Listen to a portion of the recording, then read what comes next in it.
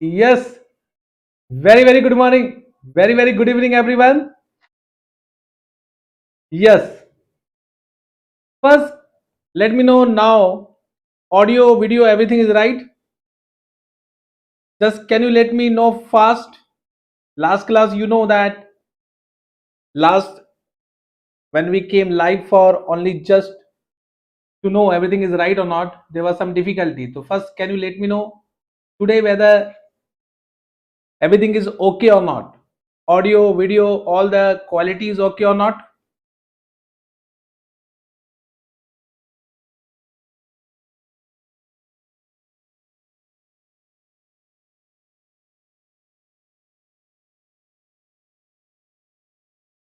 Yes, everything is fine. Very good.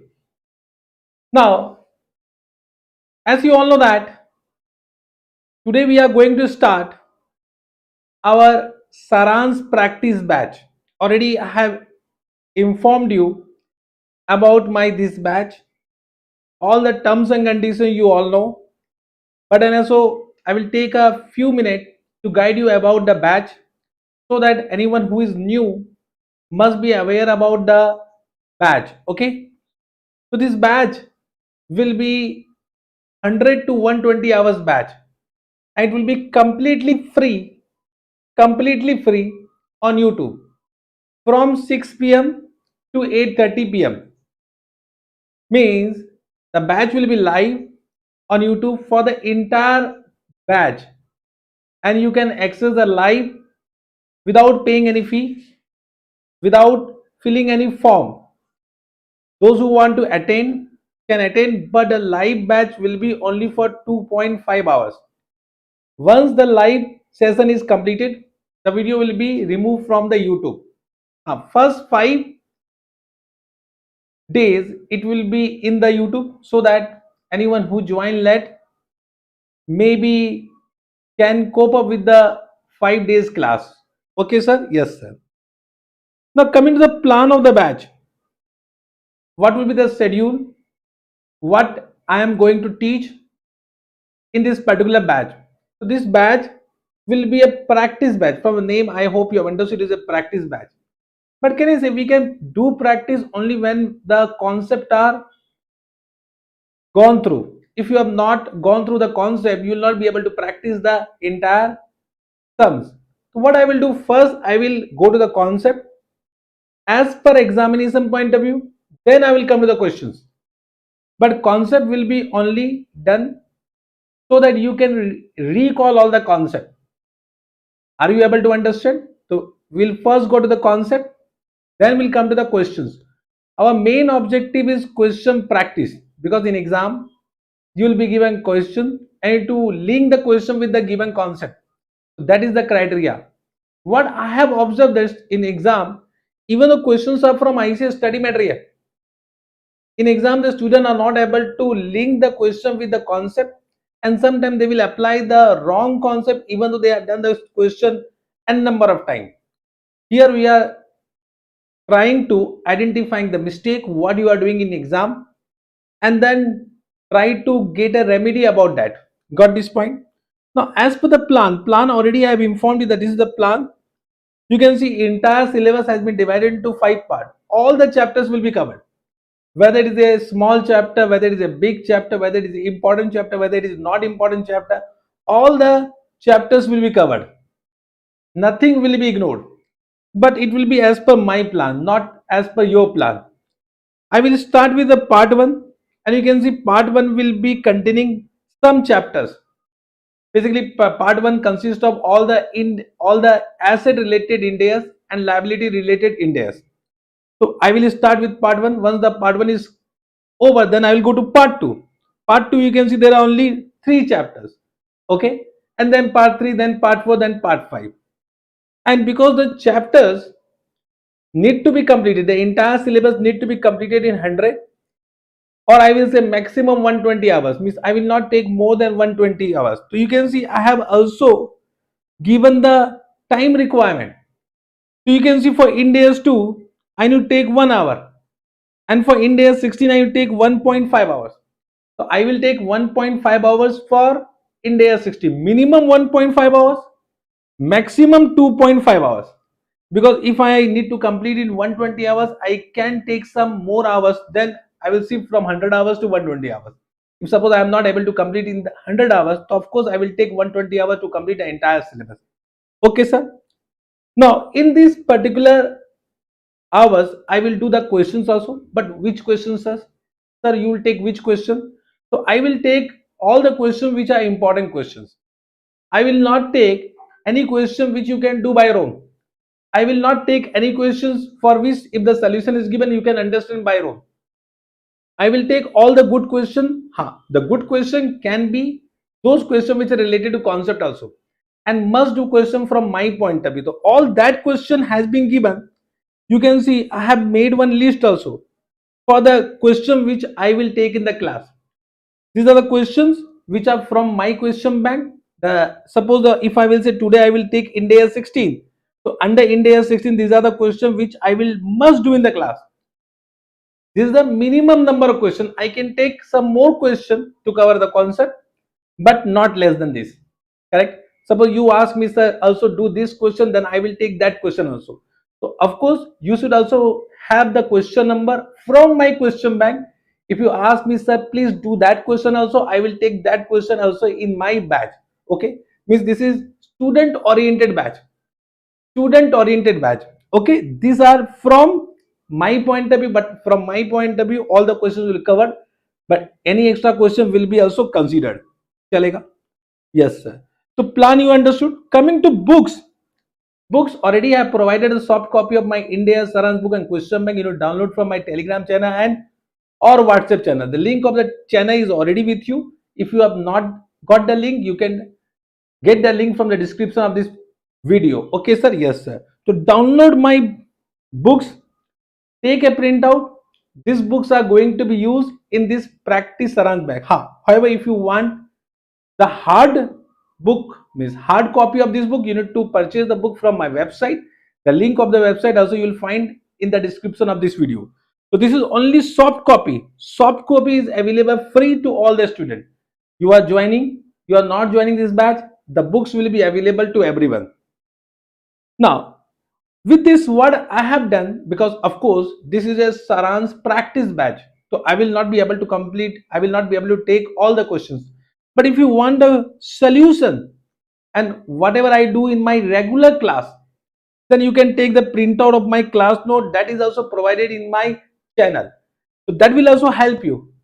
Got this point? If you want to do all the solution as I do, then you can download, you can take a printout of my regular class note also. That will be also useful, because some of the question I will take, I will just go through from my class notes only. Okay sir.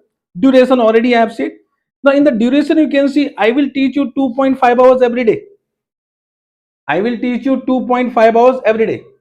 But after that 1.5 hours you need to do self study. That commitment I require. 1.5 hours you need to study every day, and you need to study means study, then also there will be benefit of this batch, otherwise this batch is totally waste. So 2.5 hours I will take class, I will solve many questions, then I will give you some question for practice.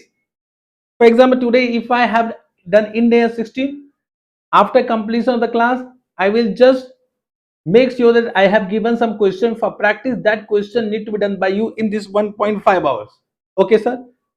Understood? Today means today, not tomorrow. Chalega? Yes, sir. So this much commitment I want from your side. If you are committed, just message in the live chat box. Yes, you are committed. Okay, and of course you need to be committed. This batch is only focusing on those students who are disciplined, consistent, and committed. If you are not disciplined, if you are not consistent, if you are not committed, this batch is not for you. This batch is not for you. Okay, yes, sir. Then coming to the test. So what I have done, if you have seen this plan, I have also prepared part-wise test, because test is very important to understand whether you have understood the particular chapter or not. Normally what happens, we don't write test.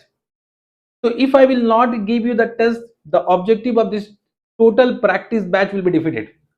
So what I have done, I have prepared 5 tests part-wise. Once the part 1 is completed, test number 1 will be uploaded in the Google Drive. Once again, the link you will get where? In my Telegram channel or WhatsApp channel. Every link Whatever you want will be in my channel.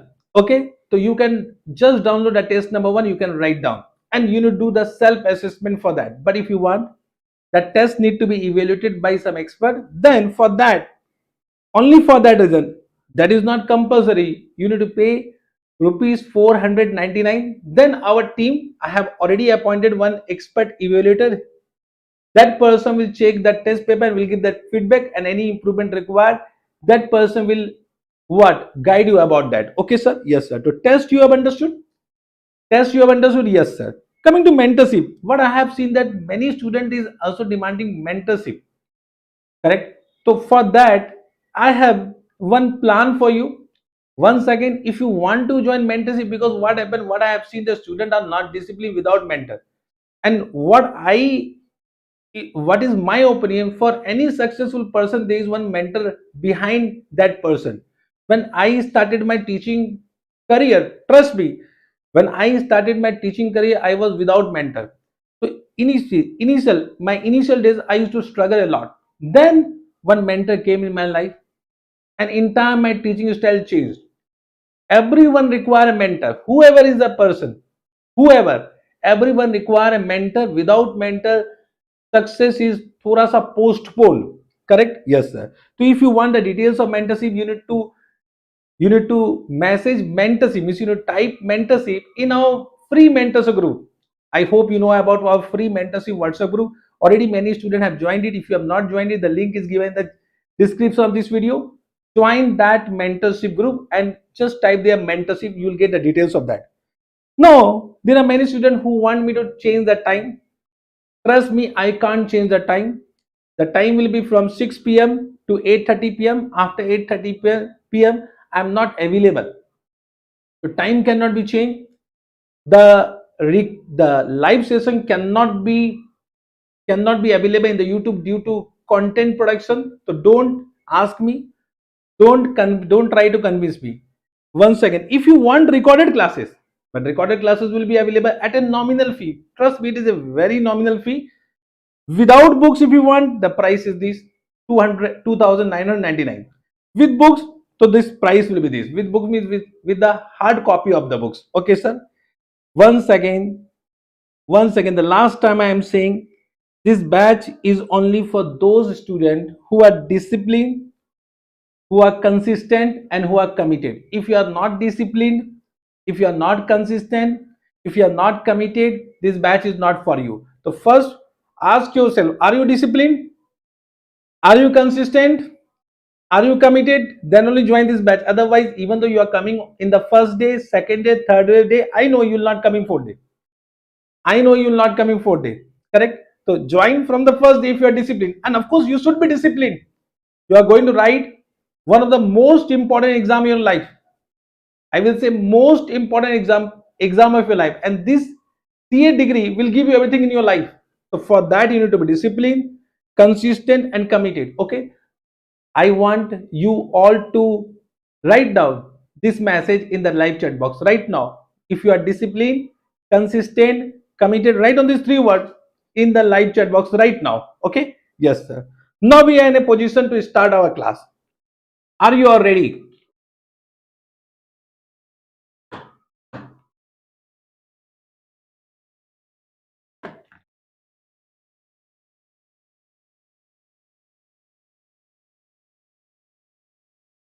I'll wait for 2 minutes. I want everyone to comment discipline, consistency, consistent, and commitment. Commitment is must. I will wait for 2 minutes. Everyone just write down this message in the live chat box. Everyone should write down.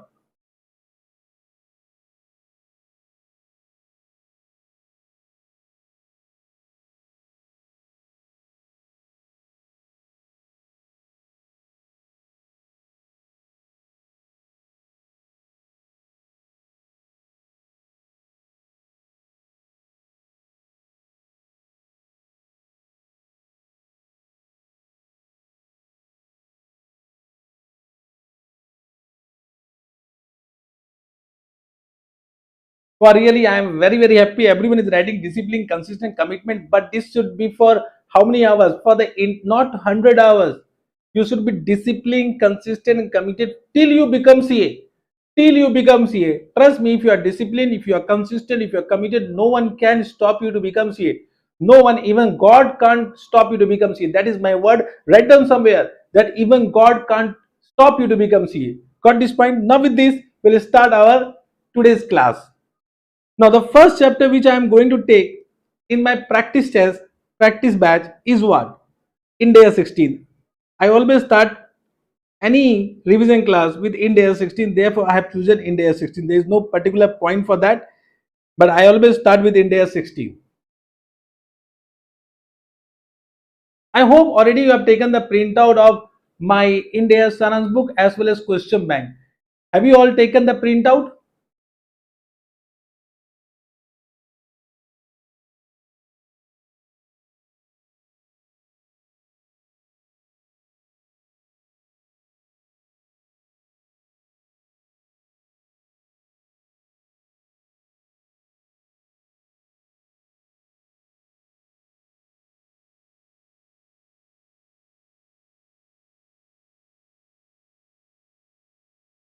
Okay, done.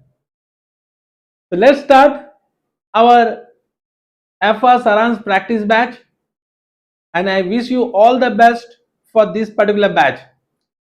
And I hope this batch will give you all the concept and all the understanding about each and every questions. Let us start. So we'll start with property plant equipment. Property plant equipment, the Ind AS is what? Ind AS 16. Now what is the meaning of property plant equipment? Can you say? No, you will not say. Only I will say. Today only I will say. You need to only listen whatever I am saying. Okay. So property plant equipment are tangible item which are held for three purposes: for production, for supply, for rental to other, for admin purpose. For how many purpose? For production or supply. Production of goods, supply of goods or services, for rental to other, for admin purpose, and expected to be used for more than one accounting period. And expected to be used for more than one accounting period. Chalega? Okay?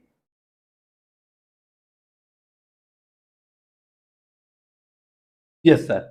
Now, try to understand when I say PPR given on rent to other, it means it can be investment property also. So, any property which is given on rent to other for earning rental income is classified as investment property.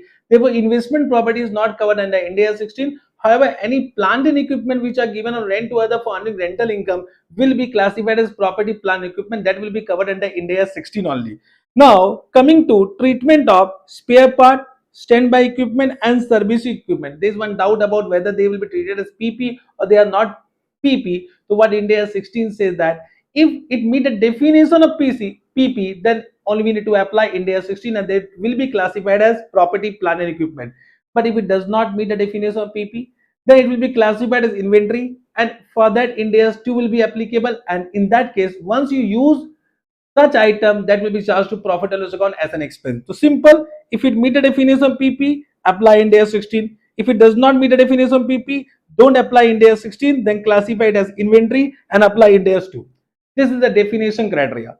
Coming to recognition criteria, when to recognize such item as asset in our financial statement, they have given two conditions. Simple condition, I will say this condition will be applicable for all types of asset. First, it is probable that future economic benefit associated with the asset will flow to the entity and cost can be measured reliably.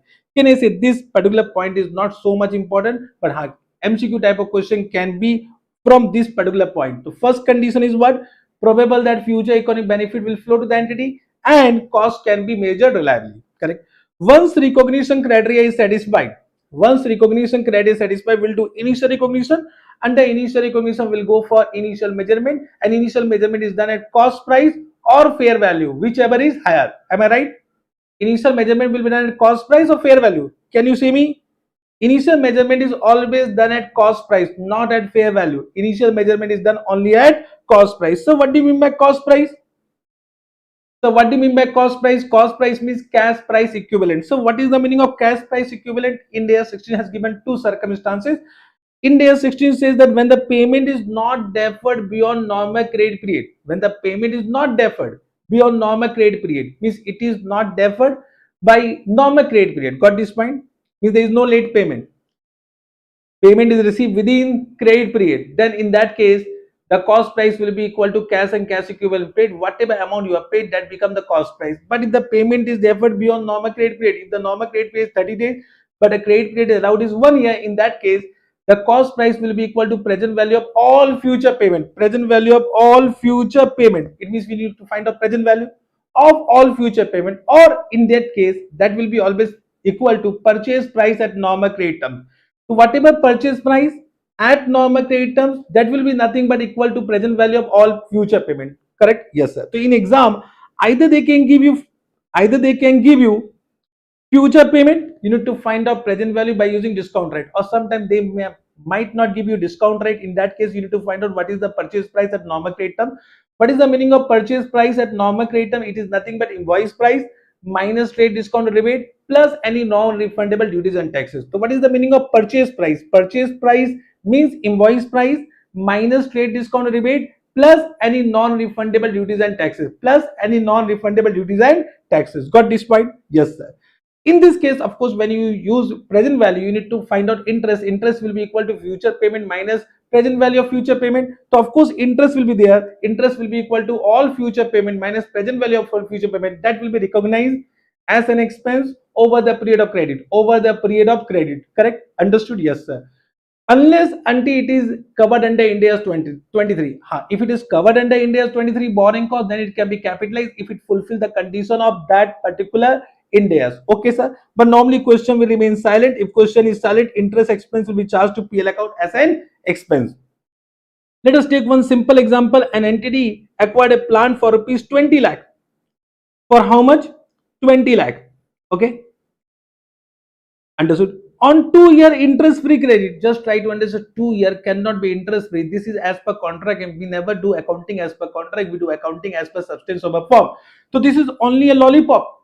Correct? Interest free credit does not mean it is actually interest free, because it is 2 year. Can I say it will be more than normal credit period? In that case, if they are given discount rate, we need to find out the present value of 20 lakh at a rate of 10% for 2 years, and that can be easily find out. That will be 16 lakh 52,893. It means this is the cost price. Means your first general entry will be PP account debit payable, with this amount, and at the end of each year we need to calculate interest expense by applying 10%. If you calculate, this is the first year interest, this is the second year interest, and after adding interest the amount will become 20 lakh. That 20 lakh will be paid after 2 years. This is the concept. So can you say me the cost price will be 16 lakh 50 to the 2,893, and the amount payable is 20 lakh. Cost price is equal to 16 lakh 52,893, and the payable amount is 20 lakh. My question to all of you, that will charge depreciation on 16 lakh 52,893 or 20 lakh? Can you answer me fast? To your depreciable amount will be 16 lakh 52,893, or your depreciable amount will be 20 lakh? Can you answer me fast?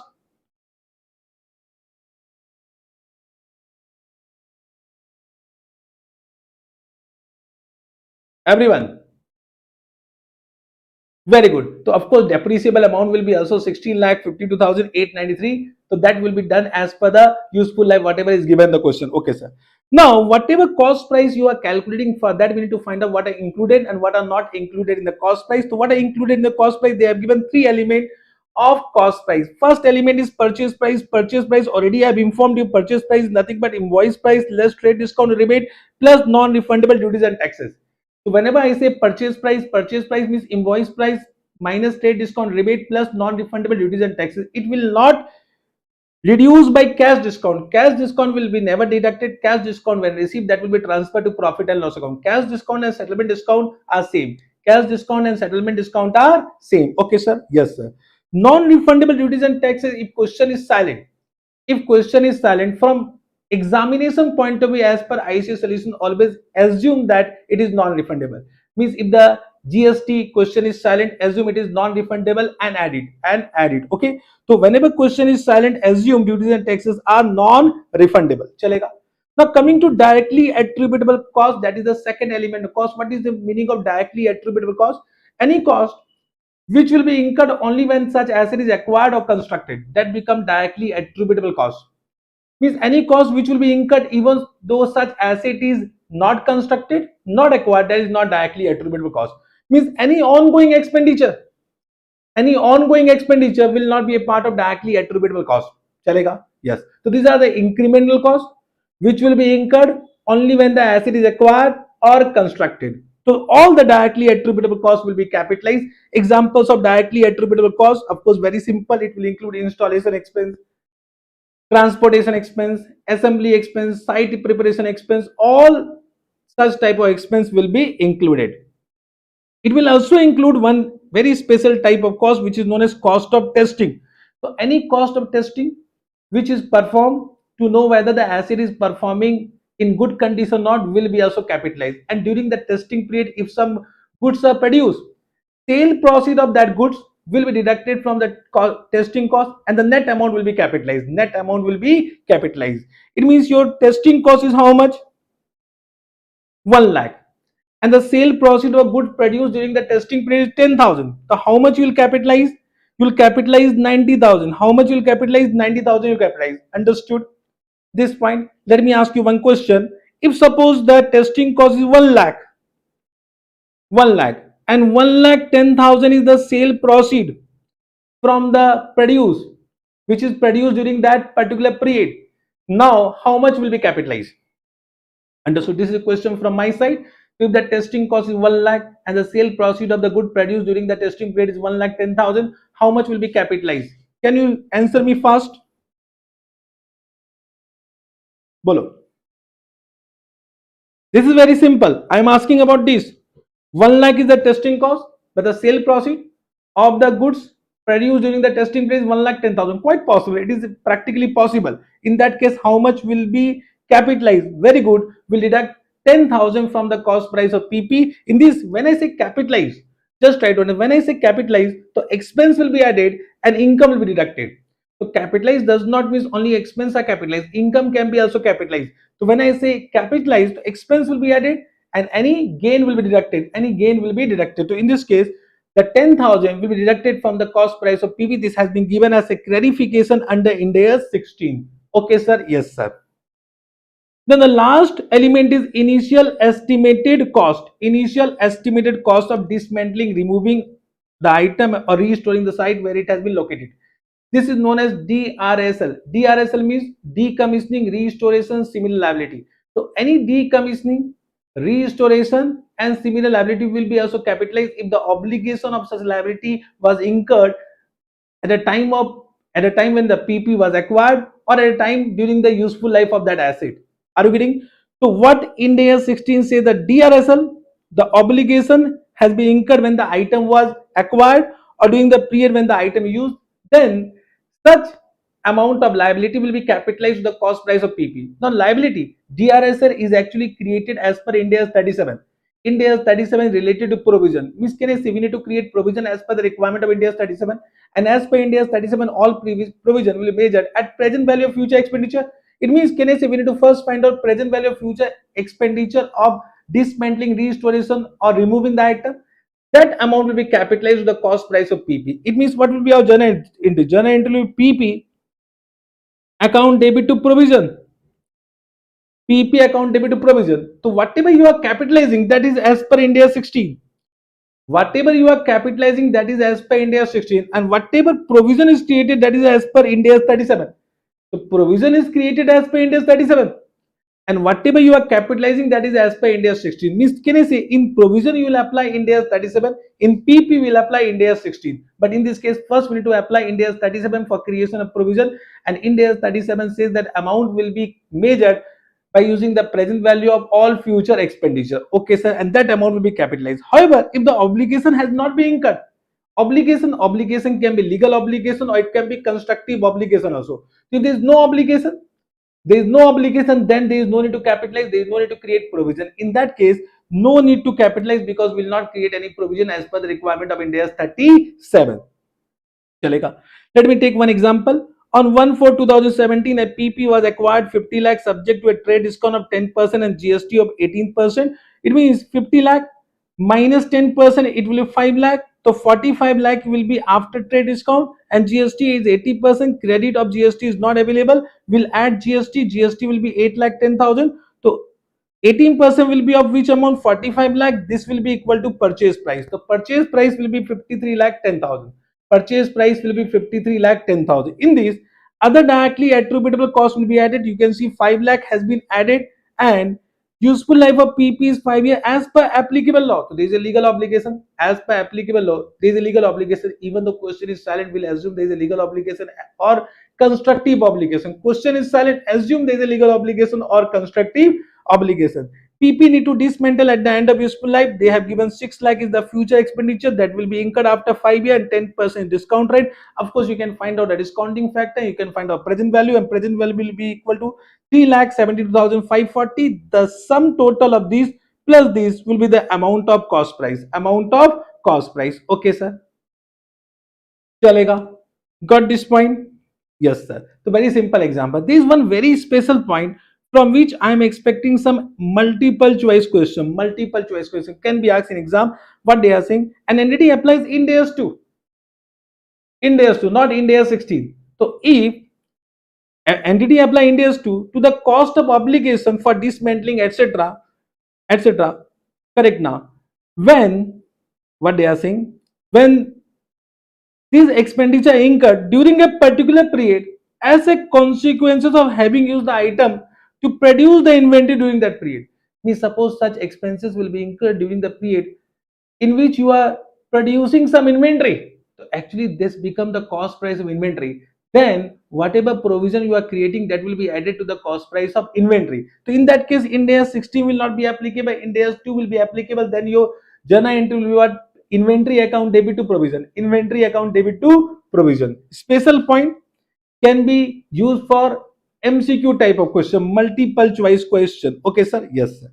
Now coming to self-constructed asset. Any asset which are self-constructed, all the costs will be added as per the principle whatever we have done till now. Means whatever we have done till now, all the elements will be added. Only you need to understand 3 points.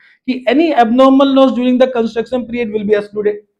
Means any abnormal loss cannot be debited to PP account, that will be charged to profit and loss account as an expense. Okay. Any internal profit, means some internal profit is included in cost price, then that will be eliminated. Of course, it is a common sense point. Internal profit should not be a part of the cost price, that should be eliminated. And any income and related expense of any incidental operation which occurred during the development or construction period will be also transferred to profit and loss account. The best example for this is that land used for parking purpose. Means if you have some spare land during the construction period and that land has been given for parking purpose, you generate some income and you incur some expense. That income and expense related to incidental operation, that will not be capitalized, that will be transferred to profit and loss account. Okay, sir. Simple speaking, if these are not directly attributable, it will be transferred to PL.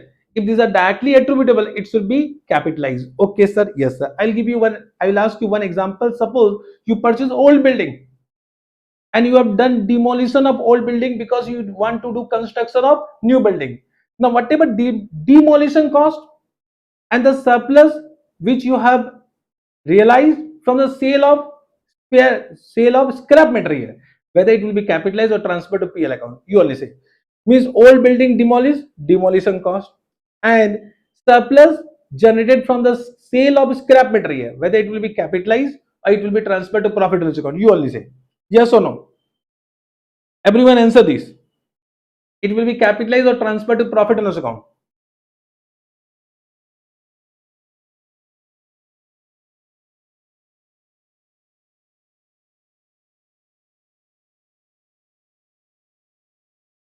Capitalized. Very good, because these are directly attributable. Demolition is required for construction of new building and therefore it will be capitalized. Super, super. Correct. Now, what are excluded from cost price? Simple speaking, whatever is not directly attributable, which will be always transferred to profit and loss account as an expense, only directly attributable cost will be capitalized. So these are some example you can read by row. I am not supposed to read this. Correct. When to cease capitalization? This is very important. We'll cease capitalization once the asset ready for its intended use. Even though it is not put to use, put to use date is not at all relevant. Once the asset is ready for its intended use, we'll cease capitalization. Now, whatever expenses incurred after the asset ready for its intended use will be what charge to profit and loss account as an expense that cannot be capitalized. For example, initial operating losses will be transferred to PL. Initial operating losses. One best example for this from which students are confused is relocation cost. Suppose right now I have a studio.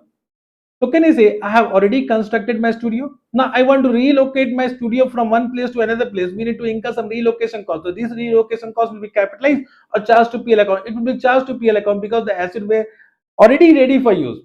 Understood? So any expenses which are incurred after the asset ready for its intended use will be always charged to profit and loss account as an expense. These are the examples given. You can read by own.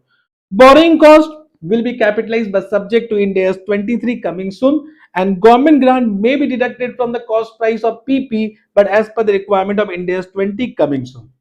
Chalega? Yes, sir. Okay. Now coming to next point, PP acquired in exchange of non-monetary asset. PP acquired in exchange of non-monetary asset. But before that,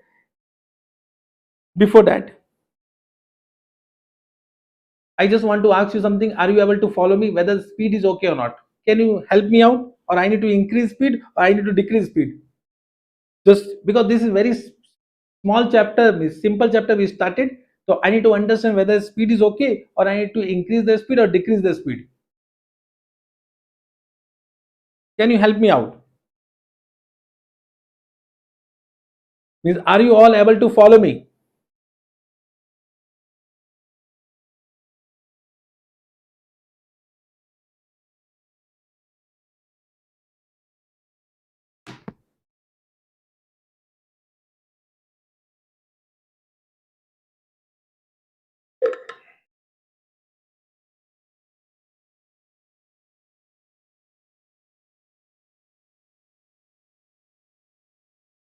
Little bit decrease. Please don't increase. Perfect for quick revision, sir. Of course, I am doing quick revision because my objective is to do some questions so that it will help you to understand the concept.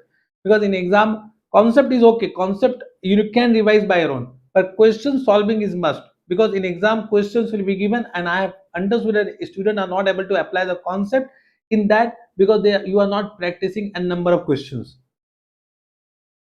Little bit decrease. Acha, I will decrease thoda sa. Okay, little decrease. Okay, sir. Okay. Yes, little reduce. चलो ठीक है. Now, coming to point number 7, PP acquired in exchange of non-monetary asset. Now, whenever PP is acquired in exchange of non-monetary asset, there can be two situations. Means this is exchange transaction. Suppose a new car is acquired in exchange of old car. A new car is acquired in exchange of old car. Yeah, a new plant is acquired in exchange of old plant. A new machinery is acquired in exchange of investment also. It can be PP against PP, it can be PP against investment property, it can be anything. So PP acquired in exchange of non-monetary asset. Correct. So in that case, there can be two situations. Is the exchange transaction lacks commercial substance, or is the exchange transaction has commercial substance? So what do you mean by commercial substance? Simply speaking, if the asset which are exchanged are similar dot to dot same, means the benefit after the exchange will remain same, the cash flow after the exchange will remain same, then it means the exchange transaction lacks commercial substance. It is a very rare situation. It is a rare situation, okay, but it is quite possible. So what India 16 says that if the transaction has commercial substance, then in that case the cost price of PP acquired will be equal to fair value of consideration given up. If that is not given, then fair value of asset received. If that is also not given, then the carrying amount of asset given up. Means there are three preference, there are three options they have given. Okay, so the cost price of PP acquired will be equal to fair value of asset given up plus minus cash adjustment. Plus minus cash adjustment means if the cash is paid, it will be added. If the cash is received, that will be deducted. Okay, so fair value of asset given up plus minus cash adjustment, or fair value of asset received or carrying amount of asset given up plus minus cash adjustment. These are three preference. Now let me ask you one question. Suppose the fair value of the asset given up is 1 lakh, and the fair value of asset received is 1,20,000, and both are given in the question, and the carrying amount of asset given up is 80,000.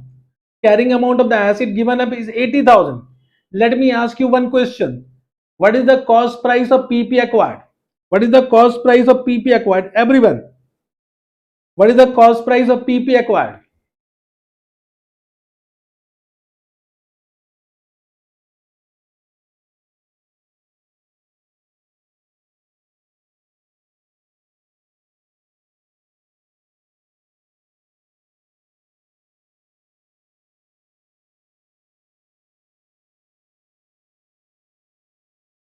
Very good. Everyone is saying 1 lakh. Excellent, excellent, excellent. Now, if suppose 1 lakh is not given, then the answer will be 1 lakh 20,000. If this 1 lakh 20,000 is not given, then answer is 80,000. Means it will be in the order. This is the first preference. This is the second preference. This will be the third preference. Okay? Yes, sir. Now, last question. If suppose the fair value is 1 lakh and this is 1 lakh 20,000 and this is 80,000. Correct? So in this case, what is the gain or loss? Gain or loss due to this exchange transaction. Can you say me what is the gain or loss? Everyone? I ask you second question. The same example. The fair value of asset given up is 1 lakh. Fair value of asset received 1 lakh 20,000 and carrying amount of the asset given is up is 80,000. What is the gain or loss in this transaction? So can you say the cost price of new 20,000? Correct. Means the cost price will become 1 lakh and the carrying amount is what 80,000. It means there is a gain of what 20,000. There is a gain of 20,000. Means what will be journal entry PP? Means new PP account debit 1 lakh to old PP 80,000 to gain on exchange 20,000. This gain will be transferred to profit and loss account. But if the exchange transaction lacks commercial substance, then in that case, the cost price will be equal to carrying amount of asset given up plus minus cash adjustment. Carrying amount of asset given up plus minus cash adjustment. Means case number 2 can be applied only when the question has given the information about the commercial substance. Correct now? Means if the question says the transaction lacks commercial substance, then only we can apply this. Otherwise, apply case number 1. If the question is doubtful, suppose you are not able to understand whether the exchange transaction lacks or does not lack, I will say give both the option exam. Always try to understand. Whenever you have doubt in the exam, always give both the options so that you are in the safer side. Chalega? Yes, sir. Done. This also you have understood. This is one of the important point from which MCQ type of question can be asked in exam. Chalega. The next point is what about subsequent costs? Any cost which is incurred after initial recognition are known as subsequent costs. Any cost which is incurred after initial recognition is known as subsequent costs. Correct? There are three types of subsequent costs. One is known as day-to-day servicing cost. Day-to-day servicing cost means this is nothing but routine and repair maintenance cost which will be always charged to PL account as an expense because it will never meet the recognition criteria. So day-to-day servicing cost cannot be capitalized. This will be always charged to profit and loss account as an expense. Second is what expense which increase the life or efficiency of the asset beyond the originally asset life or efficiency. Means any expenditure which increase the efficiency or life of the asset, that will be always capitalized. This will be always capitalized. Always capitalized. For example, you increase the seating capacity of a cinema hall. You increase the seating capacity of a cinema hall. Can I say it will increase the efficiency as well as capacity, and therefore it will be always capitalized. But doubt will come about replacement cost or major inspection cost. There can be some replacement cost or there can be some major inspection cost. Major inspection cost. Normally we incur major inspection cost in a heavy item, for example, aeroplane, etc. Means after 2-3 years we need to incur some inspection cost in the aeroplane for getting some more benefit for the future period. Okay, sir. So this replacement cost and major inspection cost, what India 16 say that if it meet the recognition criteria, it will be capitalized. If it does not meet the recognition criteria, it will be charged to profit and loss account as an expense. However, if the question is silent, always capitalize it. Always capitalize it. In that case, what we'll do? We'll first find out the carrying amount of the asset. In that we'll add the cost price of replacement and we'll deduct the carrying amount of replaced part, old part. Correct?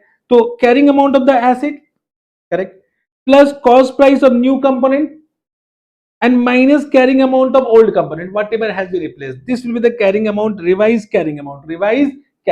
Okay, yes, sir. For this, right now I will take one question because one question is expected in exam and that can be asked in exam. I will take one question. Same thing is for major inspection cost.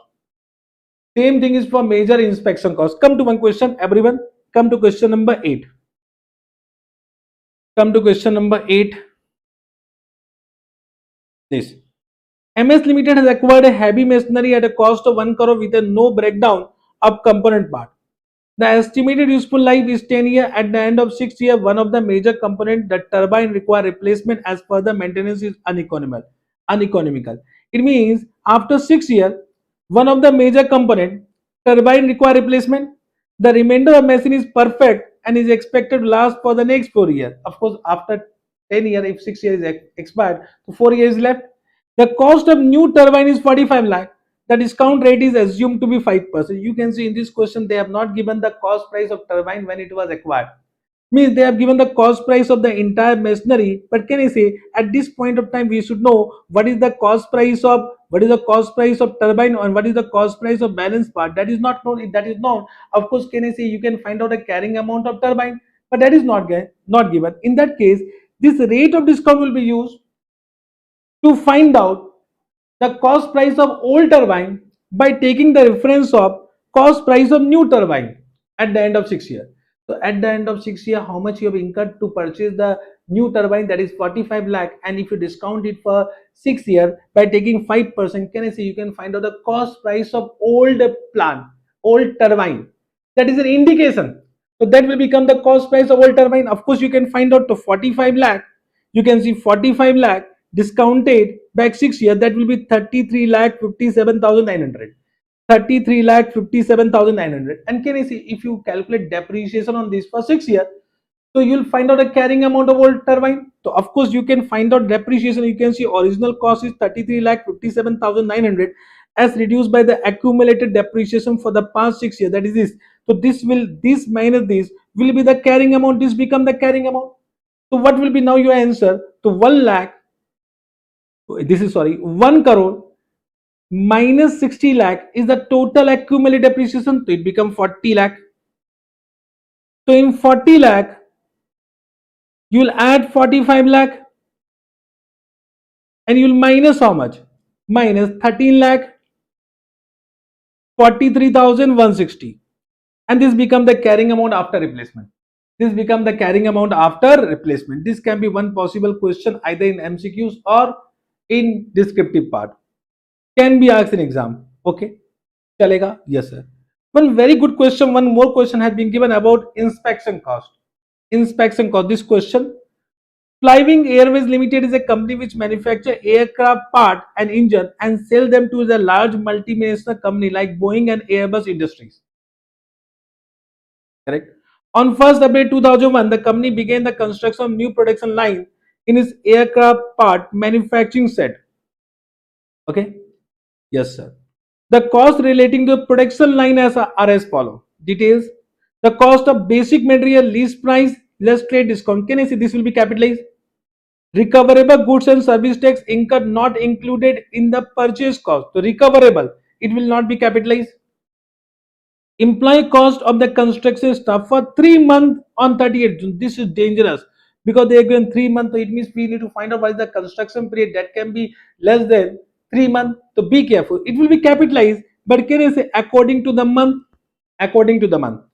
Other overhead directly related to construction. Can I say this will be also capitalized?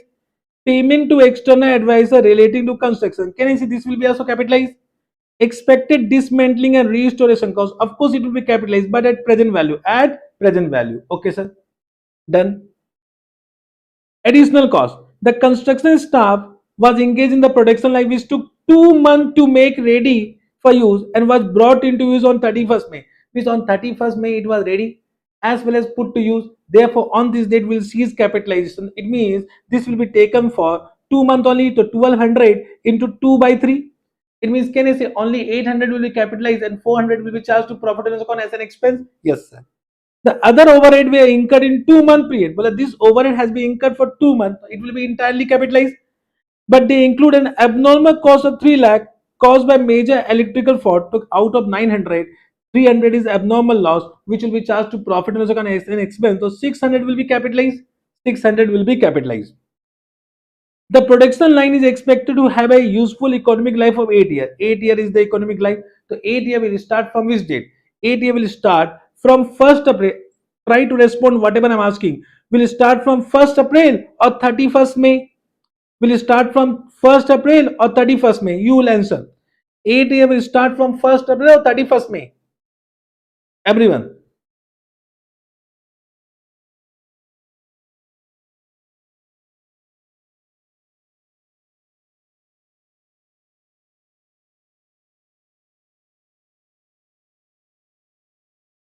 31st May, 100% correct. Okay, yes, sir. Miss, you are listening me. I was just checking you whether you are listening or not. At the end of the time, at the end of that time, Flying Limited legally acquired to dismantle plan in a specified manner and restore. So they are saying 2 million is the dismantling cost, which is already given in the above figure also, and they have given discounting rate 5%. For that, they have given the discounting factor. So of course, we can say 2000 into 0.68. Of course, we can find out the provision for dismantling. Now, one more question. This provision for dismantling will be created on 1st April or 31st May? This provision for dismantling will be created on 1st April or 31st May. Answer right now. This provision for dismantling will be created on 1st April or 31st May. Everyone respond. Means I am just identifying the area where you can do mistake in exam. This provision for dismantling will be created on 1st April or 31st May.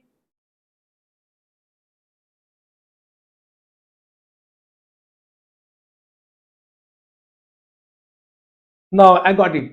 Means someone is saying wrong also. If you are saying 1st April means you are wrong. Just try to understand provision is created once the useful life is started. Useful life is started on 31st May. It means provision is created on 31st May, not on 1st April. Here you can do mistake. And I am here to rectify that only. Understood? So if you are saying 1st April, it is wrong. If you are saying 31st May, it is correct. Got this point. But most of you are saying 31st May, I am happy. Those who are saying 1st April, those who are saying 1st May, that is wrong. Okay, sir? Yes, sir. Then appropriate rate that we can calculate. Okay, sir. 4 years after being brought into use, the production line will require a major overhaul to ensure that it generates economic benefit for the second half of its useful life. It means what they are saying, overall expenditure means nothing but inspection cost. So after 4 years, inspection cost will be incurred to get the benefit for the second half. So can you say it is a future expenditure? It is a future. It is a future expenditure. The estimated cost of overall at current price is 3 million. At current price is 3 million. Means I just want to ask you one more question. This question, I like this question personally because anyone who are not able to understand the information given the question, they will, believe me, they will not be able to solve it. Even though you have done n number of times this question by your own, by seeing the solution in exam, will stuck. If you are not able to understand the emotion, so can you see me? My next question is what they are saying. The current price is 3 million. The current price of such inspection cost, which will be incurred after 4 years, is 3 million. My question is that 3 million is the value as on which date? Means as on 1st April, as on 31st May, as on after 4 years. Means after 4 years. Batao. I have given three options. As on 1st April, as on 31st May, after 4 years.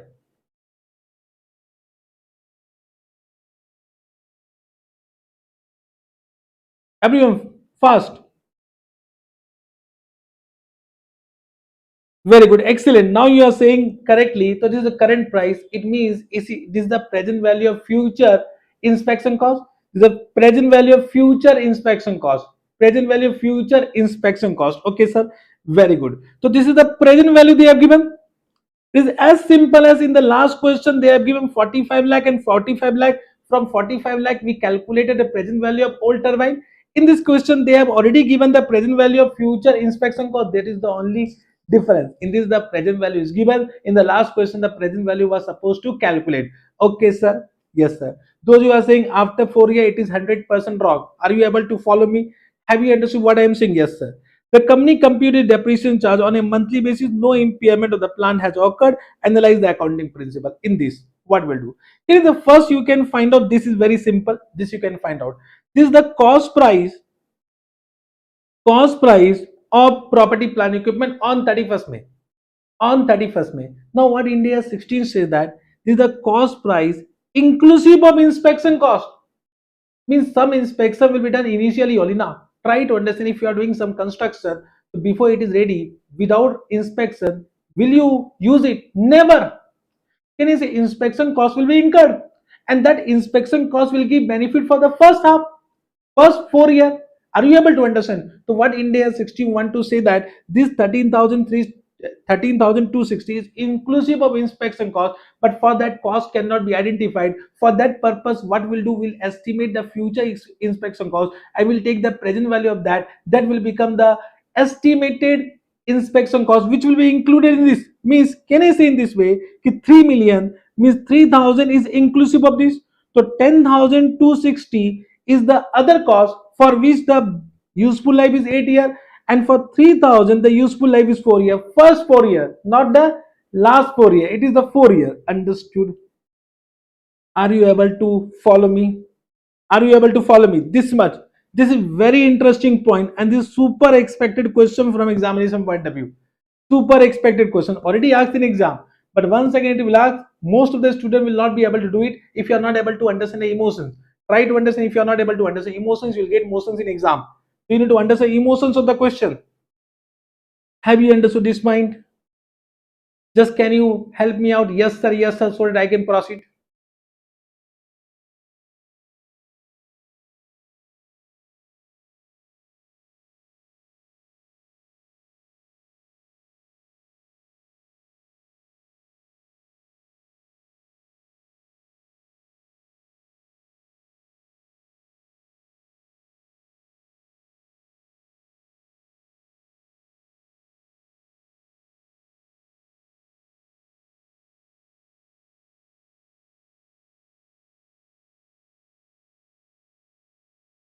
Very good, excellent, everyone understood. Now can you say the 3,000 will be depreciated for 4 year, for how many months? For the first year, because 2 month is matlab 2 month is already expired in that year. 31st May, from 31st May it is 10 months, so 10 by 12, and this 10,260 will be depreciated for 8 year. For 10 months you can easily calculate depreciation, and depreciation will be deducted. You will find out the carrying amount of PP.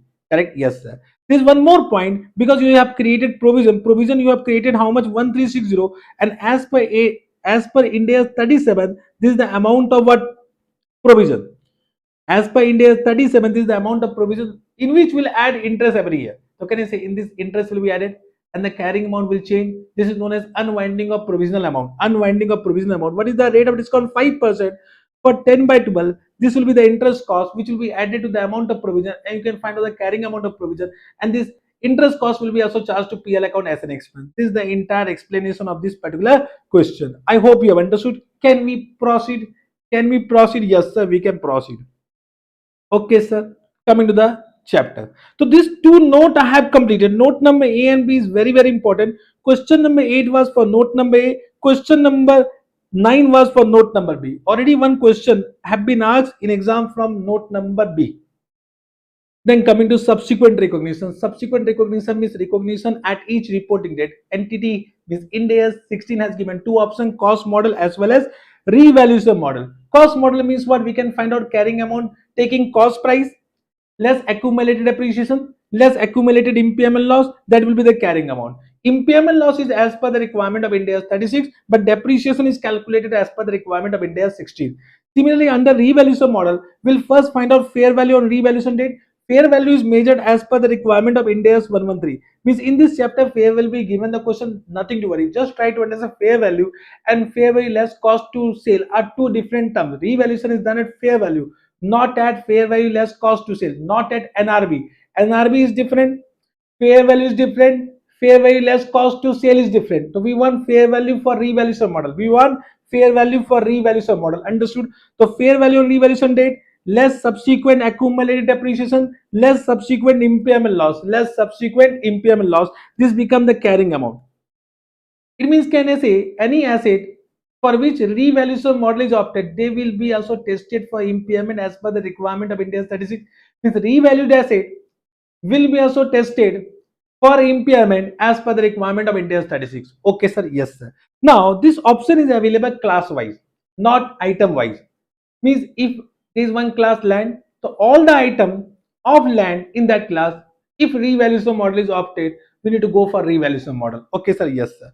So revaluation model is class wise. Okay. Now coming to accounting treatment of revaluation, very very important, but very simple. So the treatment of revaluation depend upon two cases: first time revaluation or subsequent revaluation. If first time revaluation and there is an upward revaluation, the revaluation gain will be credited to OCI and accumulated in revaluation surplus. Credited to OCI. OCI means other comprehensive income. OCI means other comprehensive income. It will be credited to OCI as revaluation surplus. What will be journal entry? PP account debit to OCI, and then it will be transferred to revaluation surplus. Okay, yes sir. But downward revaluation loss will be debited to profit and loss account immediately. Journal entry will PL account debit to PL account debit to PL account debit to PP. PL account debit to PP. Okay, sir. But subsequent revaluation, the entire accounting treatment depend upon previous revaluation. So previously upward, now also upward, revaluation gain will be credited to OCI as revaluation surplus. Previously upward, now downward, the revaluation loss will first debited to OCI to the extent of revaluation surplus available, and balance loss will be debited to PL. Means our journal entry will be OCI account debit to the extent of revaluation surplus available, PL account debit to PP. Okay, sir. Yes, sir. Previously downward, again downward, the loss will be again debited to PL, again debited to PL. But previously downward, now upward, so there is a gain will be created to PL to the extent of previous decrease. Gain will be created to PL to the extent of previous decrease. Any balance gain will be transferred to OCI and accumulated in revaluation surplus. Means what will be your journal entry? PP account debit to PL to the extent of previous decrease to OCI and transfer to revaluation surplus. Understood this point? Yes, sir. Important from examination point of view. Already they have asked many questions on this. Can be asked again. Now coming to treatment of revaluation surplus. Revaluation surplus. Can I say revaluation surplus is an unrealized gain and therefore it is not available for distribution or dividend to shareholders. But once the asset is de-recognized, once the asset is sold, can you say the gain, whatever has been accumulated in revaluation surplus become realized and therefore should be transferred retained earning? So what India 16 says that there are two type of treatment. Two option has been given. First, entire revaluation surplus will be transferred to retained earning on de-recognition of the asset. Entire revaluation surplus will be transferred to retained earning on de-recognition of the asset. Means once the asset is sold, once the asset de-recognized, what journal entry will do? Journal entry is revaluation surplus account debit to retained earning. Just try to understand this is not through SOPL. Means PL or OCI will not be affected. Means what journal entry you are doing? Revaluation surplus account debit to retained earning. Means one equity will decrease, other equity will increase without affecting SOPL. Without affecting SOPL. Means this journal entry is not through PL account. Okay, sir. Yes, sir. But second option, which is more fair, which is more interesting, and normally they ask this type of adjustment in exam. What they say, what we'll do, will not transfer entire amount of revaluation surplus to retain earning on de-recognition of asset. Instead of that, what we'll do, we'll transfer some amount, a portion of revaluation surplus to retain earning every year during its remaining useful life with an amount equal to additional depreciation. Means an amount equal to additional depreciation will be transferred from revaluation surplus to retained earning during its remaining useful life. Correct? How to find out that amount of additional depreciation? How to find out that amount of additional depreciation? Whatever revaluation surplus we have, means revaluation gain, divided by remaining useful life. So whatever revaluation gain you have calculated divided by remaining useful life will be the amount of additional depreciation. With that amount, will transfer that amount from revaluation surplus retain earning. Means your journal entry remains same. Revaluation surplus retain earning. But can you see you are now doing this journal entry with the amount of additional depreciation? You are doing now this journal entry with the amount of additional depreciation. Either you do this or this. I will say if question is silent, always follow this. Why to take risk? If the question is silent, follow this. But if question, normally what happens, question is specified. Normally you'll find that in impairment chapter, they will always ask this type of treatment, correct? So if question is specified, then of course you have no other option. So if question is specified, do like this, so you don't have any other option. Chalega. Have you understood? Correct. Can I ask one question? Can I ask one question? Are you ready? My question to everyone is that additional depreciation. Means suppose without revaluation, your depreciation was 1 lakh, and because of revaluation your depreciation become 1,50,000, so your additional depreciation become 50,000. So my question to you all, this additional depreciation will be debited to PL account or debited to revaluation surplus? This additional depreciation of 50,000 will be charged to PL account or it will be charged to revaluation surplus? Everyone, please respond fast. Respond fast.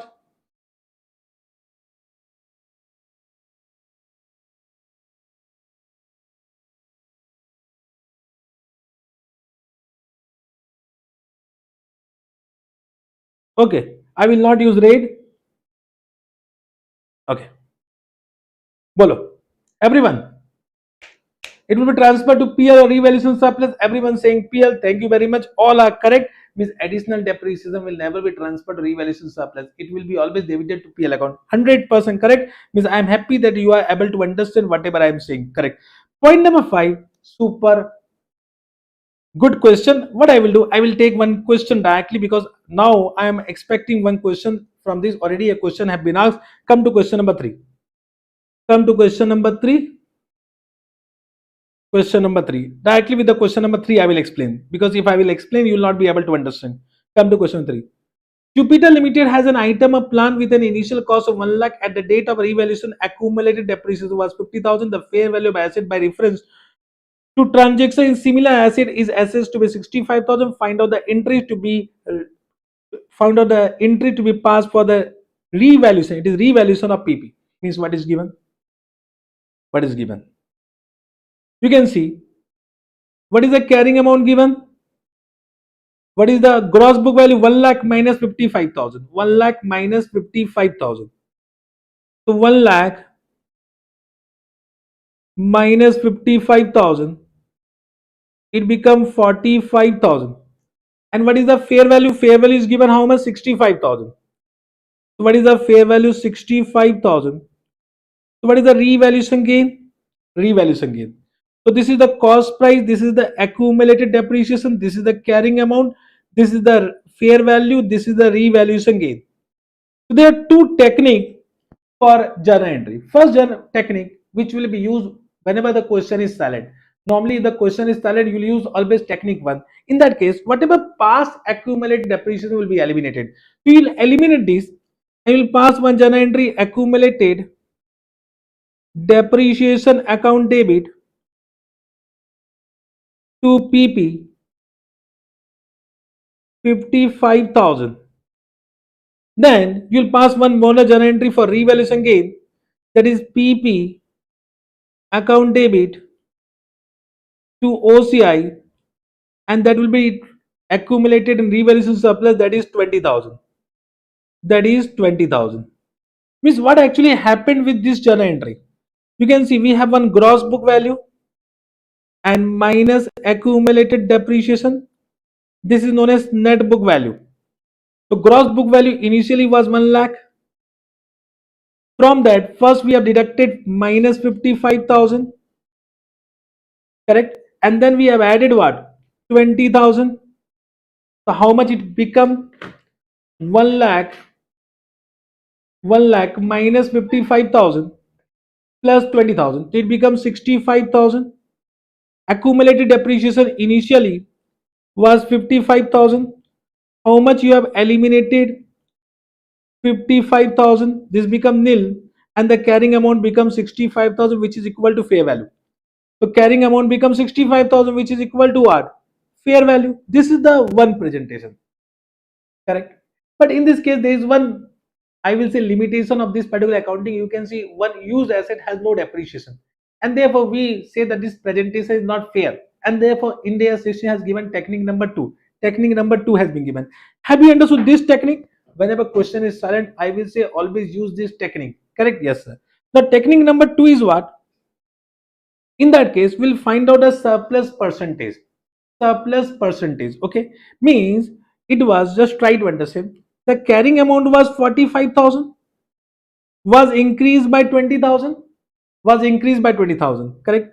So it means 20,000 divide by 45,000. What is your surplus percentage? We call it surplus percentage. Divide by 45,000. It become 44 0.44%. So it means, can I say your net book value has been increased by 44.44%. Similarly, what we'll do, we'll increase your gross book value and accumulate depreciation by this percentage. Only this much. Correct? Have you understood what I am saying? Bolo. Have you understood what I just want to say? So what we'll do? Your gross book value, accumulate depreciation, net book value.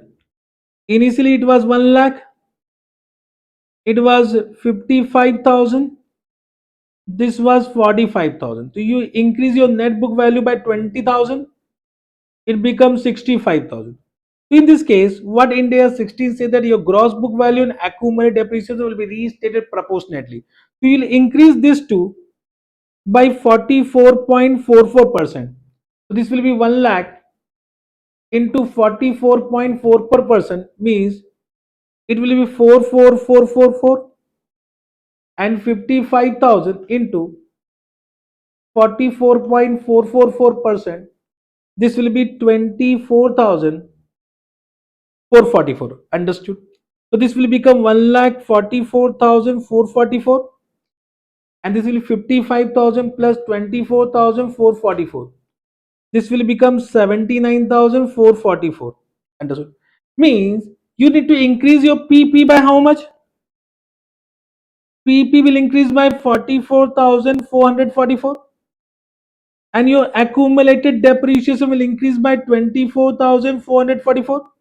Ultimately, your gain OCI remain 20,000 only, and this OCI will be transferred revaluation surplus. So you can see your net book value remains same.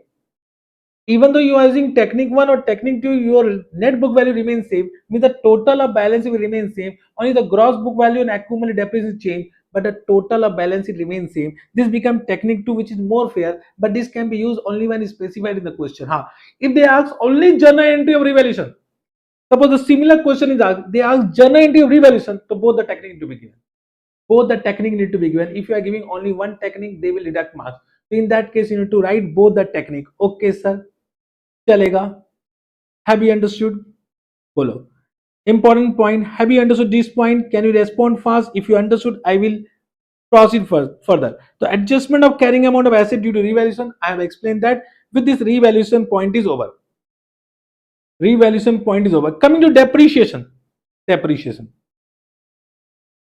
Depreciation is what? Depreciation is what? Whether depreciation is decrease in the value of asset? No, it is not decrease in the value of asset. Many teachers say it is decrease in the value of asset, but trust me, it is not decrease in the value of asset. Impairment means decrease in the value of asset. Downward revaluation means decrease in the value of asset. Depreciation is not decrease in the value of asset. Depreciation is what?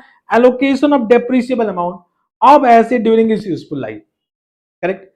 The depreciation will commence when the asset is ready for its intended use, not from a date when the asset is put to use. Means there are two dates that will be given in the exam. One is ready, one is put to use. Which date is relevant for the commencement of depreciation ready for use? Depreciation will cease from which date? It will cease from date when the asset is classified as held for sale as per Ind AS 105 or asset de-recognized, whichever is earlier. Whichever is earlier. So it will be seized when the asset is classified as held for sale as per the requirement of Ind AS 105 or when the asset de-recognized, whichever is earlier. चलेगा. Component accounting, I hope you all know about component accounting. I am not discussing component accounting. We all know that each significant cost need to be depreciated separately. So one PP might have some significant component. All significant component need to be depreciated as per their given useful life, as per their depreciation method, as per the information given in the question. Yes, sir. This is very simple. Residual value, no. Depreciable amount in case of cost model, it is cost price minus residual value. In case of revaluation model, is the fair value minus residual value. Okay, sir. Useful life, depreciation method, only there are three depreciation method. One is straight line method, you all know. One is reducing or diminishing balance method, you know. One is production unit method, you all know. So I am not discussing about straight line method, reducing balance method as well as production unit method, but whatever method you use, that must reflect the pattern of future economic benefit to be consumed by the entity by using the asset. The depreciation method depends upon the pattern of future economic benefit. Okay, can I say in this way, useful life is an accounting estimate? Depre- Residual value is an accounting estimate, because when I will do Ind AS 8, there is one changes in accounting estimate, there is one changes in accounting policy. Ind AS 8 says that whenever there is changes in accounting policy, we go for retrospective accounting. Whenever we whenever there is changes in accounting estimate, we go for prospective accounting. Am I right or not? So my question to you are residual value and useful life. Residual value and useful life are accounting estimate. Depreciation method is an accounting estimate or accounting policy. Everyone.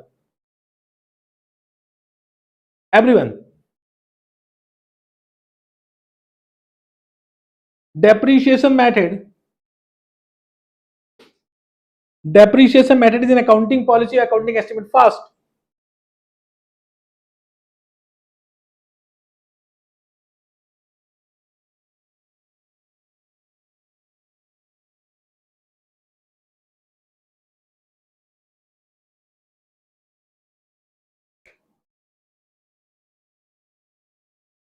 I was expecting someone will say accounting policy. Therefore, I have asked depreciation method is also an accounting estimate. I don't understand why many students say depreciation method is an accounting policy.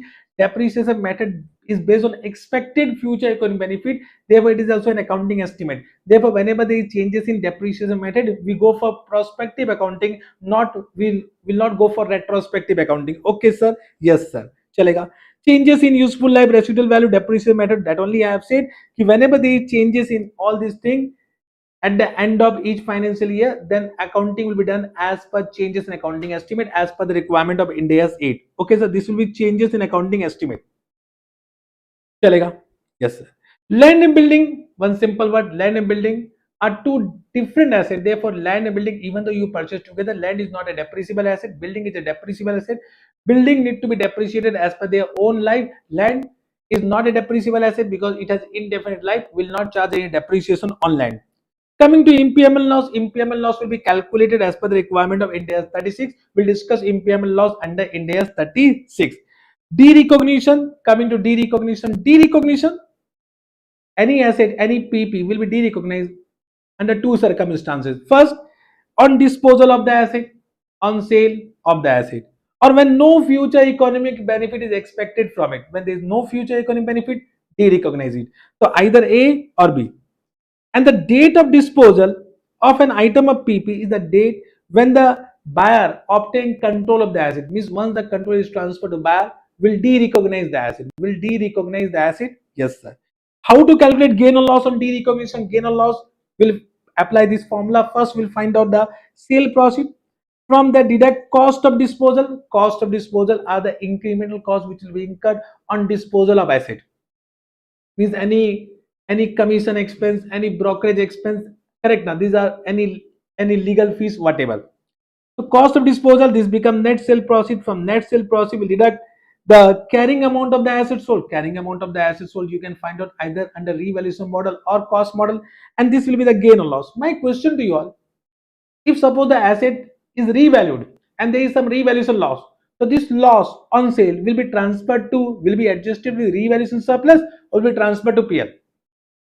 Have you understood the question? Means if there is some revalued asset and we have revaluation surplus, and right now on derecognition we have loss on sale, this loss on sale will be debited to PL, or loss on sale will be debited to revaluation surplus. Everyone respond fast.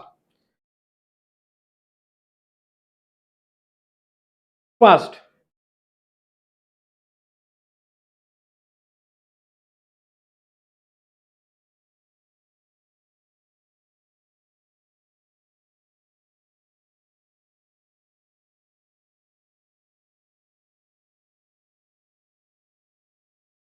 Everyone saying PL because it is mentioned here recognizing PL. You have seen it. Okay, thank you very much. The loss on sale or gain on sale will be always transferred to PL. Revaluation surplus on derecognition of the asset will be transferred to retained earning. Already I have said. So on derecognition, entire revaluation surplus, if you have taken option number one, will be transferred retained earning. Chalega. Okay, sir. This one is special point. What special point says that whenever there is a sale of PP, the sale of PP is never classified as revenue. Revenue means income from ordinary activities. The sale of PP is not an ordinary activity. So that is not a revenue. That everyone know. But what India 16 says, I am expecting one question on this. Means in MCQs, very important point. Ki suppose you are a, let us say you are a car dealer. You are a car dealer, and set aside some car for rental purpose. Means it is not held for sale in the ordinary course of business. So any car which is held for rental purpose, that will be classified as PP. And if it is classified as PP, you are a car dealer. Okay? Yes, sir. So India 16 will be applicable. India 16, then carrying amount will be calculated by using cost model or revaluation model. But after 2 year, 3 year, what happened? That car which was given rental to other, that is ceased to be given rented and then included in the inventory for sale in the ordinary course of business. So what India 16 says that it will be reclassification of PP to inventory. We will do reclassification at carrying amount of PP. What will be our journal entry? Inventory will increase to PP. Inventory account debit to PP at carrying amount of PP. Means will not recognize any gain or loss on reclassification. Now on sale of such inventory, which was initially classified as PP, but now inventory, that will be revenue. This one clarification has been given. Simple, but can be asked in exam. Scope, I will not do. Scope, you will do. I will not do. Disclosure part, I will not do. You will do. Means scope and disclosure part, that I will not read, because that is depends upon reading. So you can read by your own. However, for this one very important, ki biological asset related to agriculture activities is outside the scope of this chapter. Biological asset related to agriculture activity is outside the scope of this chapter. However, bearer plant, any bearer plant will be covered in this chapter. So any bearer plant, even though it meets the definition of biological acid, will be covered in this chapter, but other biological acid related to agriculture activity will be outside the scope of this chapter. Other thing you read, bearer plant definition I will do under Ind AS 41. I will not do right now. Chalega? Yes, sir. This is given. Disclosure you will do. I will not do. The chap. One more point is left. The last point of this chapter. Changes in existing decommissioning, restoration, civil liability. This is given under Appendix A to India 16. Appendix A to India 16. Very simple. What it says, whenever there is changes in DRSL, DRSL means decommissioning, restoration, civil liability. For that, India 16 is silent, and therefore the accounting treatment is given under Appendix A to India 16. There can be two situations. Either the asset is under cost model or revaluation model. If it is under cost model, there can be two situations, either increase in liability or decrease in liability. If it is increased, then it will be added to the cost price of PP. Decrease, then it will be reduced from the cost price of PP. Simple. Means in this case, what journal entry? PP account debit to provision. Provision has increased. In this what journal entry? Provision account debit to PP. Provision account debit to PP. However, in this case, if the reduction is more than the carrying amount PP, if the reduction is more than the carrying amount of PP, so any excess reduction will be transferred to PL. Any excess reduction will be transferred to PL. Very simple. Yes, sir.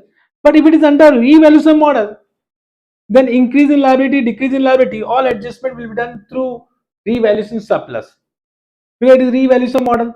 So in this case, what journal entry will do? If there is an increase, so what journal entry will do? Will do OCI to the extent revaluation surplus available.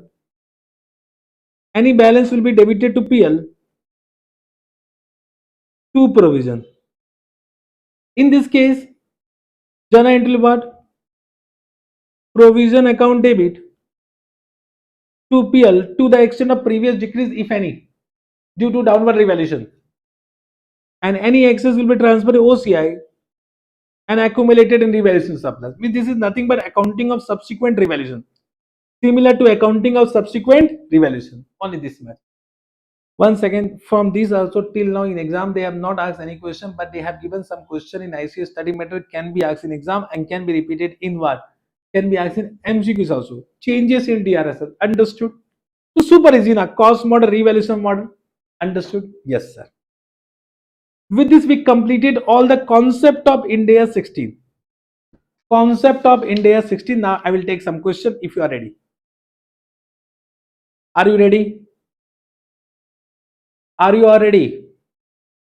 Bolo. So what are the question I will take? I have already, these are the questions. 8th, 9th already I have taken. I'll come to question number 1.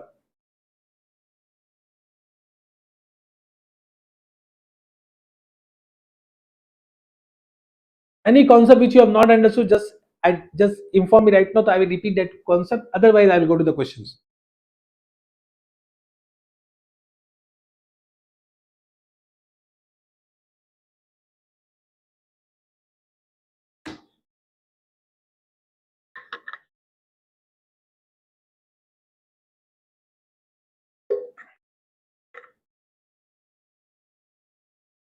I will take 5 minute break. Only 5 minutes. Okay. Then I'll come back.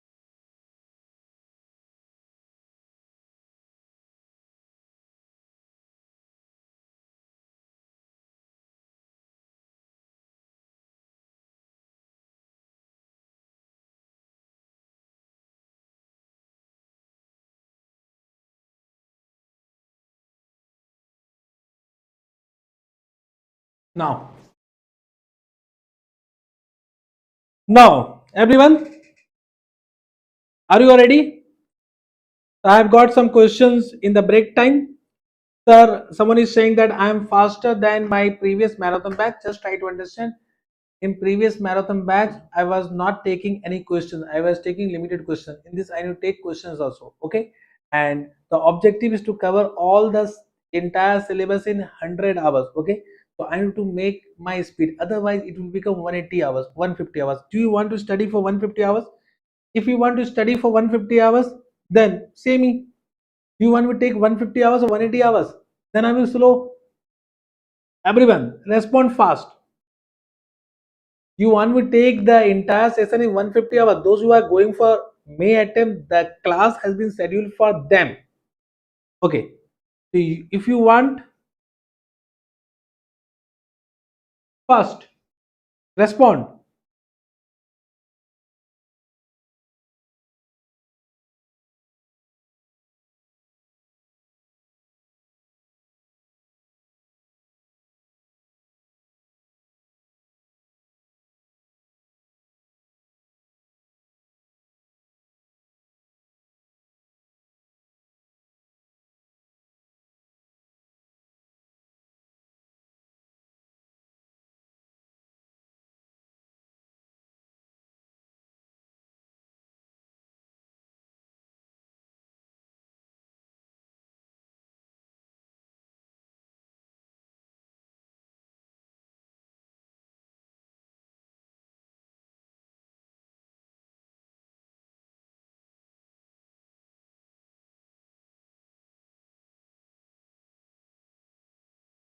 150 hours not possible, right? I will not be able to complete it, then you will blame me. Okay. Let me complete this class in 100 to 120 hours because I have also my own schedule. I need to follow that also. 150 hours, I hope you are saying because your attempt might be September. Those who are May, I am taking that for them also. Is effective. Oh, many of you are saying 150 hours.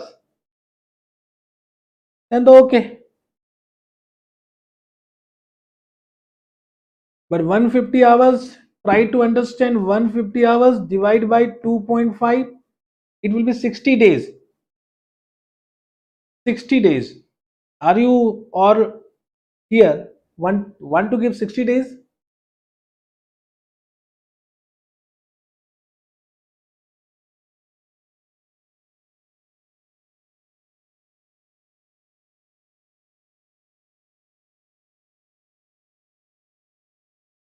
I need to replan everything then. Arey, everything will be shared. Don't ask me right now about PDF. You join my Telegram channel, WhatsApp channel. Every PDF is already given. Right now, only one thing is not given about the expected question that I will share after my class. Try to understand during the class. How can I share? Okay.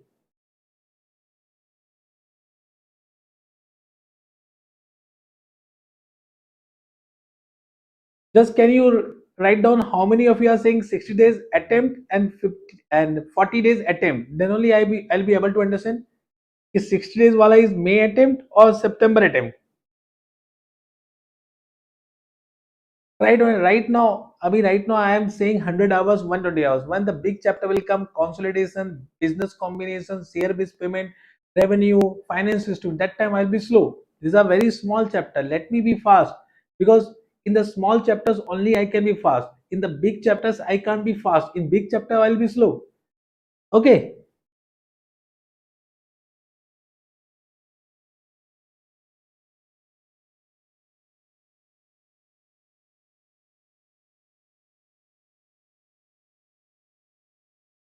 Means I will say if you want 60 days better, you join my regular class. I'll be super slow.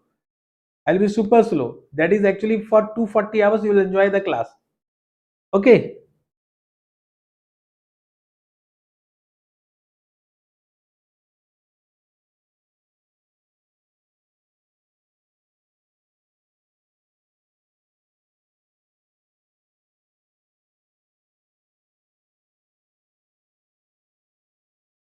40 to 45 days I will take only na. 40 to 45 days.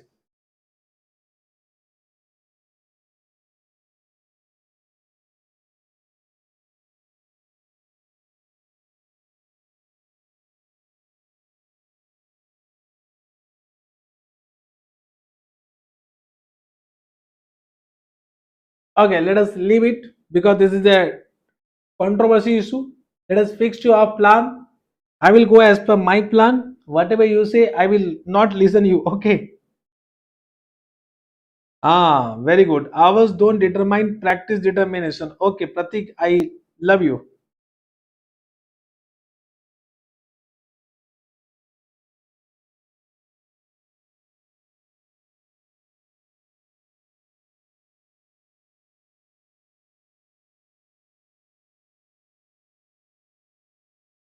Okay, done. Now let's leave it.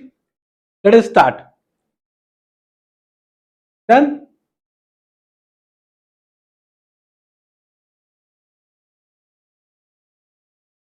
Chalo.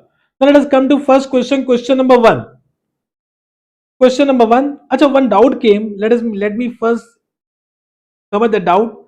Many of you say that, sir, we have not understood DRSL. Once again, I will say DRSL means changes in the amount of provision. Of course, can I say as per India 37, India 37 says provision amount require reassessment. So initially, suppose you estimated the amount of provision for DRSO was 1 lakh, and after few years you said amount of provision is not 1 lakh, amount of provision is 1 lakh 20,000.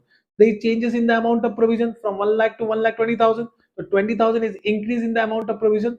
Whenever there changes in DRSO, what will be the effect in the cost price of PP? That India 16 means that appendix A to India 16 want to say. So what they want to say, if there is an increase in provision, so Jana entry will be what PP account debit to provision. Whatever is the increase that will be debited to PP account, which will be added to the cost price. Whenever there is a decrease in liability, we reduce the cost price. What Jana entry will do? Provision account debit to PP. And this is simple. But if the related asset is measured under revaluation model, then if increase in liability, then changes should be directly adjusted to the revaluation surplus to the extent available, and balance loss will be debited to PL.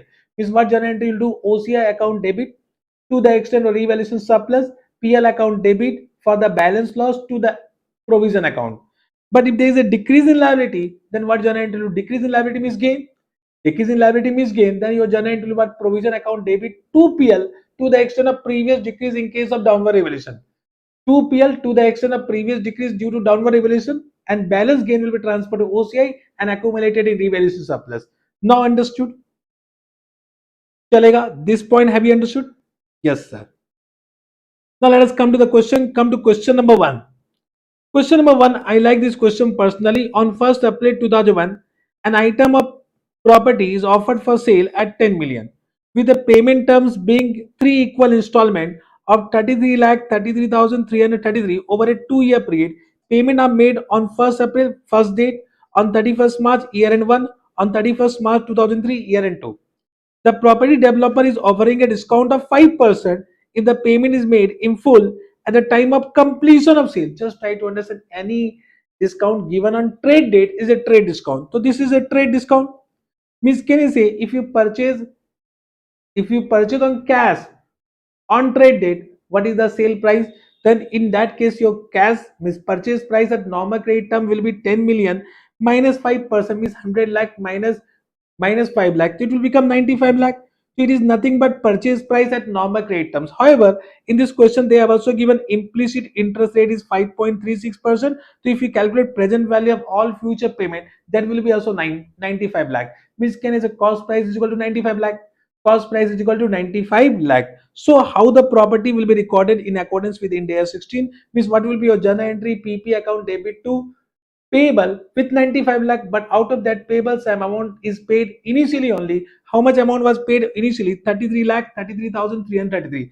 So what journal entry will do? PP account debit 95 lakh to cash 33 lakh 33,333, and to account payable, yeah, amount to payable account is 61 lakh 66,667. Then in the next year you will calculate interest on this. So this will be interest expense account debit to amount paid to cash will be this, and the difference will be reduction in liability. Then again you will calculate interest expense on the outstanding balance, and this is the amount paid, and the difference will be difference reduction in the liability, and your liability will become zero. Very simple, but interesting question can be asked in exam. Similar question was asked in exam for revenue recognition, means from the point of view of seller. Same question was asked from the point of seller, means considering Ind AS 115. Okay, sir. Yes, sir. So question number one done. Question number 8, 9 already have done. Come to question number 19. Come to question number 19.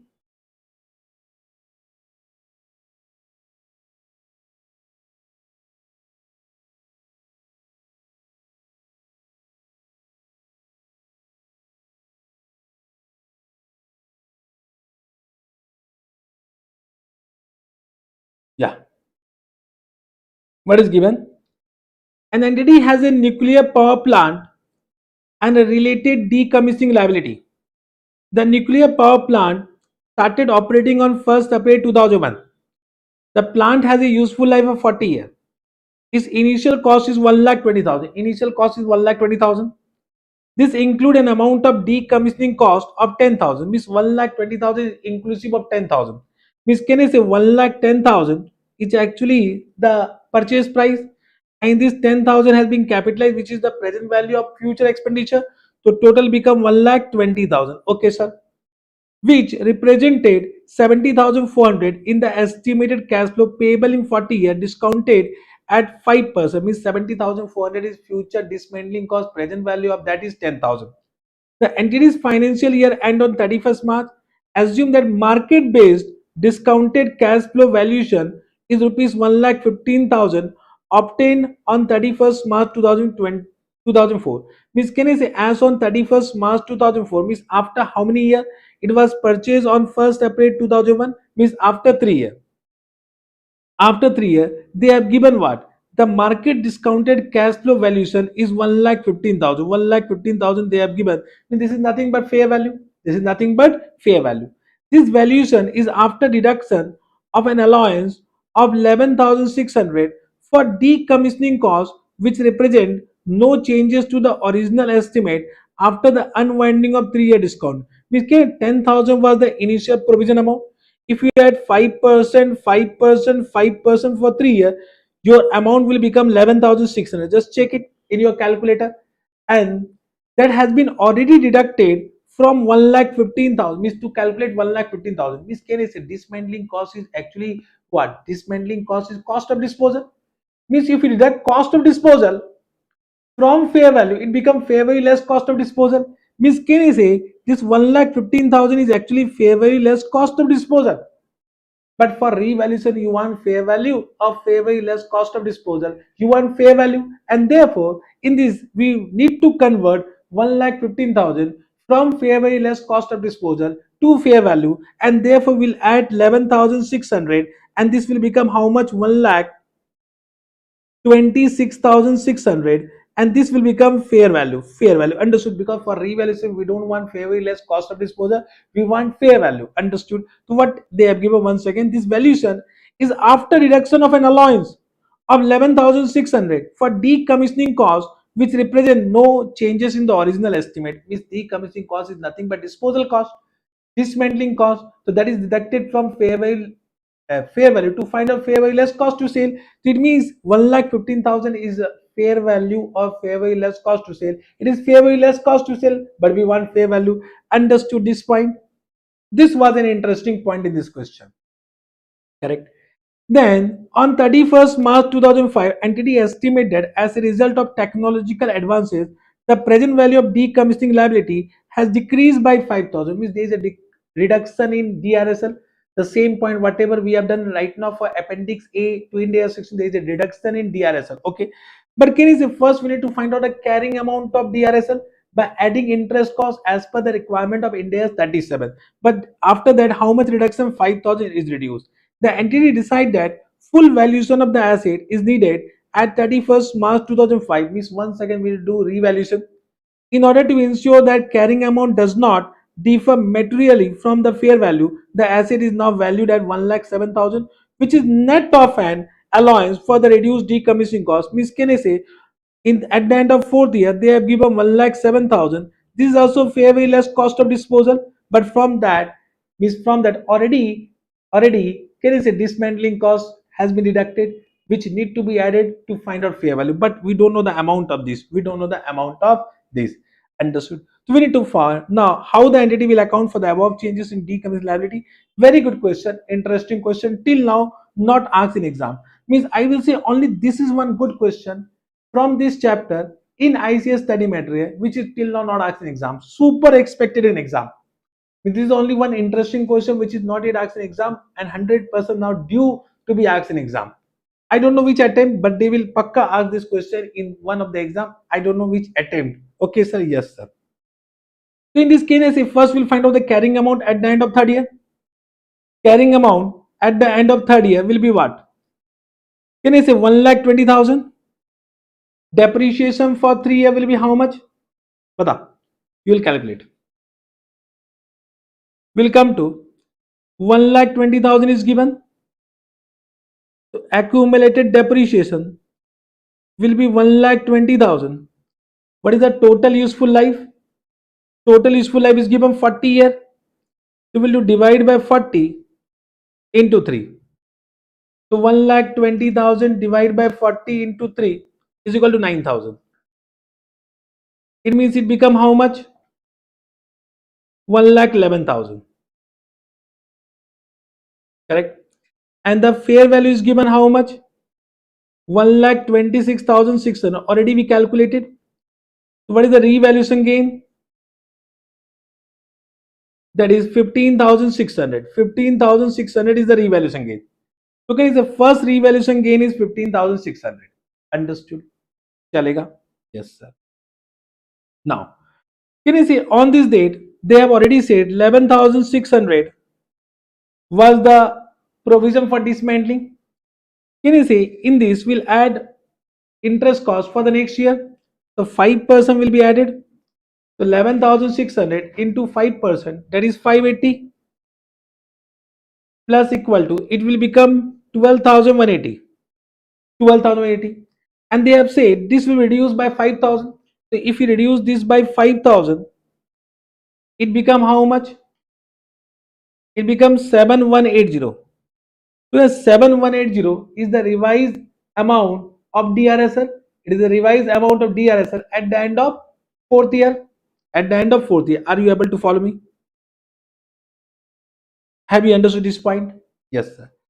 It means, can I say, when what they have given, they have already given 1,07,700, 1,07,000 new fair value. In this, if I add what? What was the amount? 7,180. So if I add 7,180, so this will become the fair value at the end of fourth year. 1,07,000 plus 7,180, that is equal to 1,14,180. So this become the new fair value at the end of fourth year. At the end of fourth year means on 31st March 2005. On 31st March 2005. Correct. Now we need to find out again carrying amount of PP, compare with this, and we'll be getting either revaluation gain or revaluation loss. Either we'll get revaluation gain or revaluation loss. Okay, sir. So what was the carrying amount here? 1,26,600. And the remaining useful life is how much? 37 year out of 40. 3 year expired. So again we'll charge depreciation on this. 1,26,600 divided by 37. This will be how much? This will be 3,420. Am I doing correct now? Bolo. Yes, 3,420. It is correct. Means I have done rounding off. So minus 1 lakh means 1,26,600 minus 3,420. It will be 1,23,180. So this become the new carrying amount. And what is the fair value already calculated? We calculated fair value how much? 1,14,180. So 1,14,180. So how much revaluation loss? So revaluation loss become how much? That is equal to 9,000. 9,000 is the revaluation loss. Understood? Got this point? So this is the revaluation loss. Now you can see our initially the gain was how much? 15,600. 15,600. And your DRSL also got reduced by 5,000. So your DRSL got reduced by 5,000. So can you say whenever we offer revaluation model and there is a decrease in liability, so that decrease in liability will be adjusted with the OCI to the extent of revaluation surplus available. That only we have done in Appendix A to India 16. Yes or no?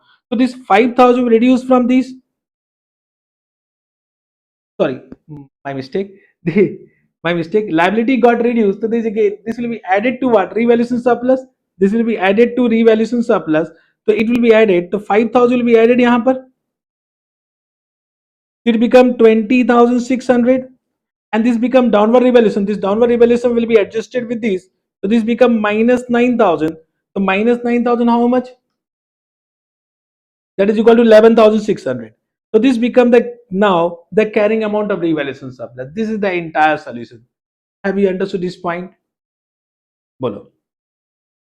Have you understood the entire calculation? Very good question. Till now, this question has not been asked in exam, and this can be asked in your exam. Any doubt in this? If you have understood, say me yes, sir. I will proceed.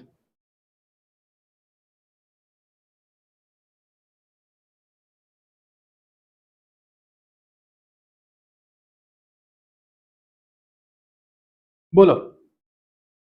In your solution, they have done rounding off. Quite possible. Quite possible. Some figure has been rounded off in your ICA solution. Quite possible. I have not done the rounding off. Okay. Yes, sir. So don't be confused with the solution given by ICI. 11,600 is the balance of revaluation surplus. This will appear in the balance sheet under the other equity, under the head other equity. Okay. Means what is the PP carrying amount? PP carrying amount at the end of fourth year is how much? That is after revaluation. It is 1,14,180. Revaluation surplus carrying amount is 11,600 and DRSL carrying amount is 7,180. So if they ask extract of balance sheet, this become the part item to be shown in the balance sheet. Item to be shown in the balance sheet. Okay, done. You can see, I hope they have shown the asset at valuation they have given. Decommissioning liability, I have done 7,180. They have done 7,200 due to rounding off. That difference is coming. And the revaluation surplus 11,006. I have given 11,620. That difference is coming. Return earning don't show because return earning opening balance not given. How can we find out the closing balance of return earning? So I will say return earning is not required. Okay, sir. Now I hope you can do it.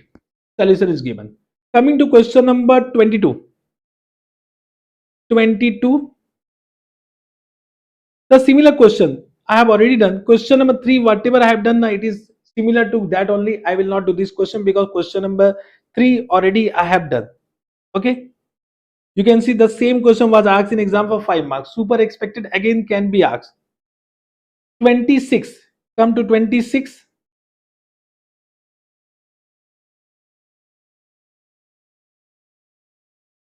26.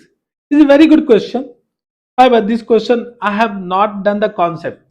There is one concept under India 16 about the unit of measurement. About the unit of measurement. You can see this concept. Unit of measurement means when we apply recognition criteria, what recognition criteria say that an item, the cost price of an item of PP will be recognized as an asset if two conditions is satisfied. First condition, it is probable that future economic benefit will flow to the entity. Second condition, cost can be measured reliably. Now the cost of an item, so what is the doubt? This item is a single item or group of item. So one clarification has been given by India 16 that India 16 is actually silent about the unit of measurement, and therefore it is a subject matter of judgment, and judgment will be applied as per the relevant case and circumstances. Normally, try to understand. Suppose right now I am using many assets in my studio. Can I generate benefit? Can I generate benefit only by using camera? It means can I say recognition criteria can't be applied only on camera. It need to be applied on all the items taken together. Means studio is able to generate future economic benefit. Camera alone cannot be able to generate future economic benefit. And there are many small items also. For example, if you say tube light, the tube light initially purchased, the life might be 6 months. Quite possible the if you apply the recognition criteria on only tube light, the condition will not be satisfied, means the definition will not be satisfied. But can you say without tube light, without all the lights, I can't do recording. Recording is impossible. So can you say the tube light is also required for the recording purpose, and therefore recognition criteria cannot be satisfied without without clubbing tube light in the item group of item, and therefore it is a subject matter of judgment, and therefore in this case tube light will be also capitalized. But if you apply recognition criteria only on tube light, I will say it is expected to be used for less than 1 year. The definition criteria will not be satisfied. I hope you are understanding whatever I am saying. Got this point? Have you understood?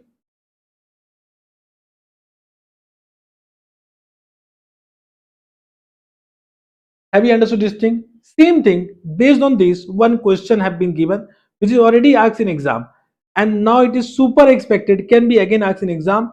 ABC Limited is setting up a new refinery outside the city limit.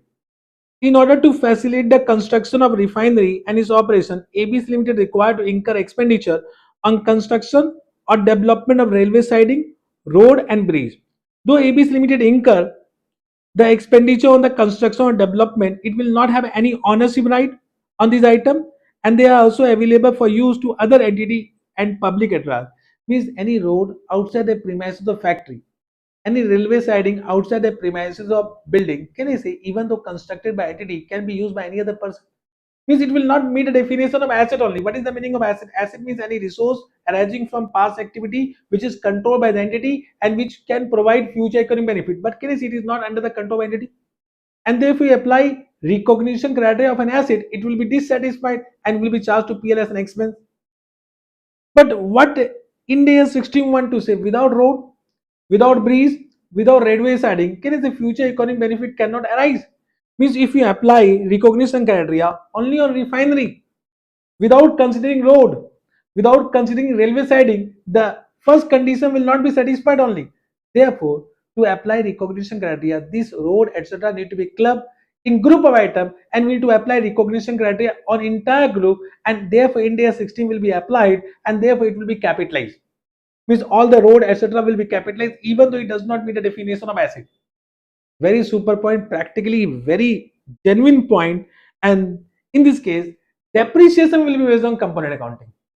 But yes, even though they are not under the control of the entity, that will be capitalized due to the recognition criteria as per India 16. Good question, can be again asked in exam. Chalega? Yes, sir. Next question is what? Question number 26. We have done question 31. Come to question 31.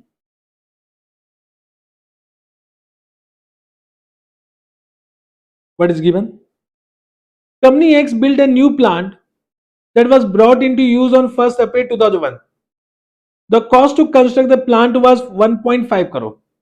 What is the cost of construction? 1.5 crore.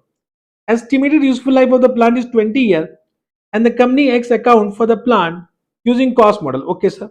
The initial carrying amount of the plant included an amount of 10 lakh for decommissioning, which was determined using a discount of 10%.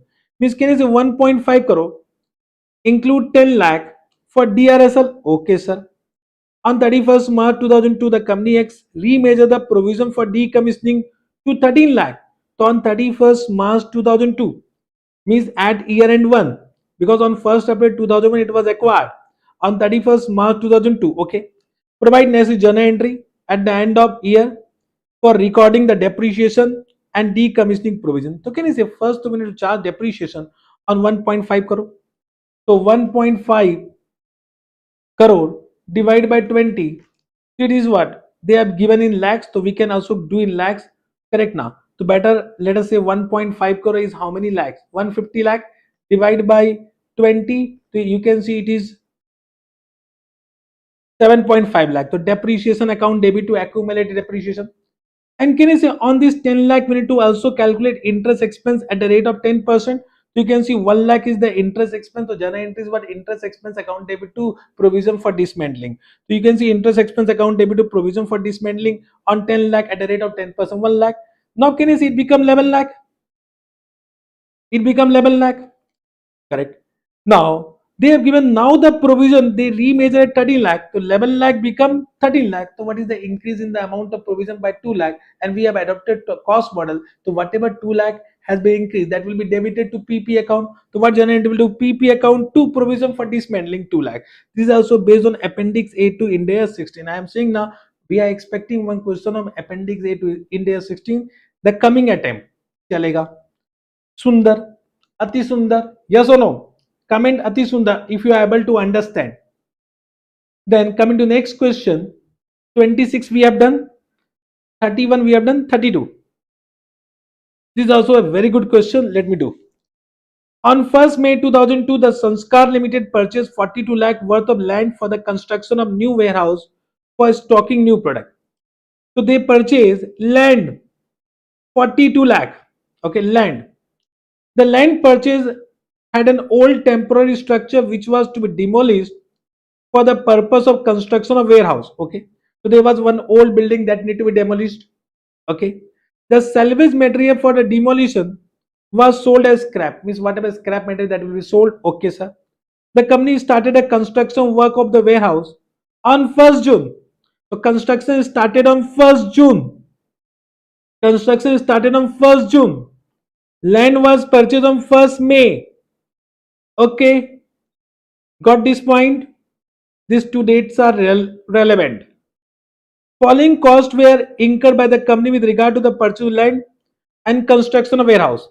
Legal fee for purchase of contract, sorry, legal fee for purchase of contract of land and recording ownership. This will be capitalized to land. Land, it will be capitalized. Architect and construction fee, it will be capitalized to building. Cost of demolishing existing structure on the purchased land, 1,35,000. Site preparation charges for the warehouse. This will be also capitalized. Purchase of cement and other material of the construction, including GST of 1 lakh, and GST credit is 50% of the payment. So, include 50% credit is admissible. So 50% credit is not admissible. So this 15 lakh is inclusive of 1 lakh. So how much is non-refundable? That is 50,000. How much refundable? 50,000. So we'll do minus 50,000 and then balance. Then 14 lakh 50,000 will be capitalized. Employment cost for the construction worker will be capitalized. General overhead cost allocated to construction work per month.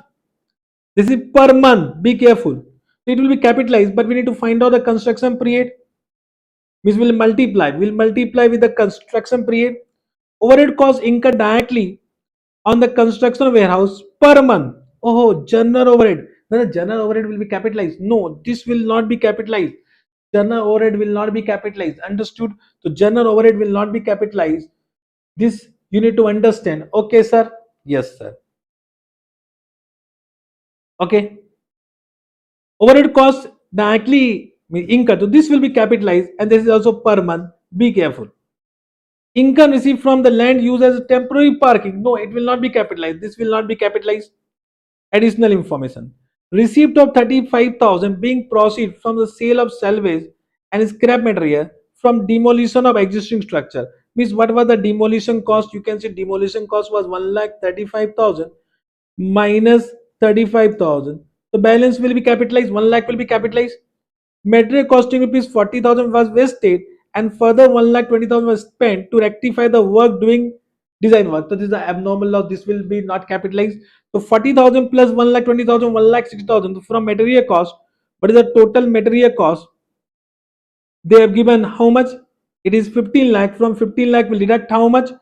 That is 1,60,000. So minus 1,60,000 will do from here. Yes, sir. The employment cost are for 10 months, that is from 1st June to 31st March. So we need to find out what is the construction period. So this is for 10 months. Okay, sir. The employment cost is for how many months? 10 months. Chalega? Yes, sir. The construction of factory was completed on 28th Feb, which is considered a substantial period of time as per India's 23 means borrowing cost will be capitalized. That is understood. And 28th Feb, so it means we need to find out construction period from 1st May or 1st June. Batao. We'll calculate a construction period from 1st May or 1st June.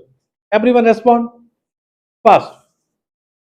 I say now these two data are relevant and normally student will do mistake only. And if you have done initial mistake, 0 marks. So construction period will start from 1st May or 1st June. Everyone respond.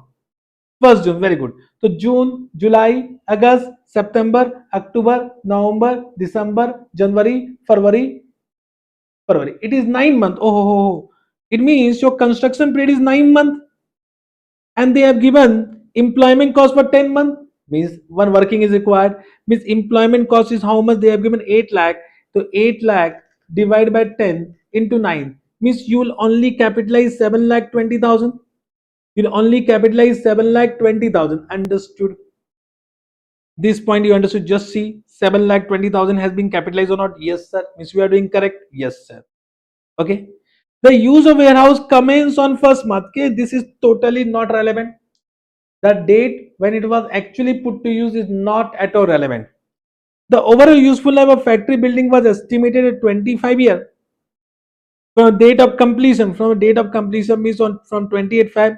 However, it is estimated roof of the warehouse will need to be replaced 15 years after date of completion, and the cost of replacing the roof at current price would be 25% of cost of building. Means can I say the total cost of building 25% roof and 75% remainder. The useful life of the building they have given how much 25 years, and the useful life of roof they have given 15 years. So component accounting will do. Will do component accounting, yes sir. At the end of 25-year period, Sanskar Limited is legally bound to demolish. Okay, there is a dismantling cost, and the dismantling cost they are given 80 lakh, 80 lakh, and they have already given what discounting factor. So you can say discounting factor is given. We can find out present value of dismantling cost, and that will be capitalized. Sanskar Limited raised a loan of 60 lakh at a rate of 10% per annum on 1st June. So of course, loan was taken on 1st June and construction also started on 1st June. So of course, we'll take calculate borrowing cost from 1st June. But for how many months? 9 months. 9 months will be capitalized. So it is 60 lakh into 10% into 9 by 12. This much will be capitalized. The building warehouse meet a definition of qualifying asset in accordance with India's 23. Okay, sir.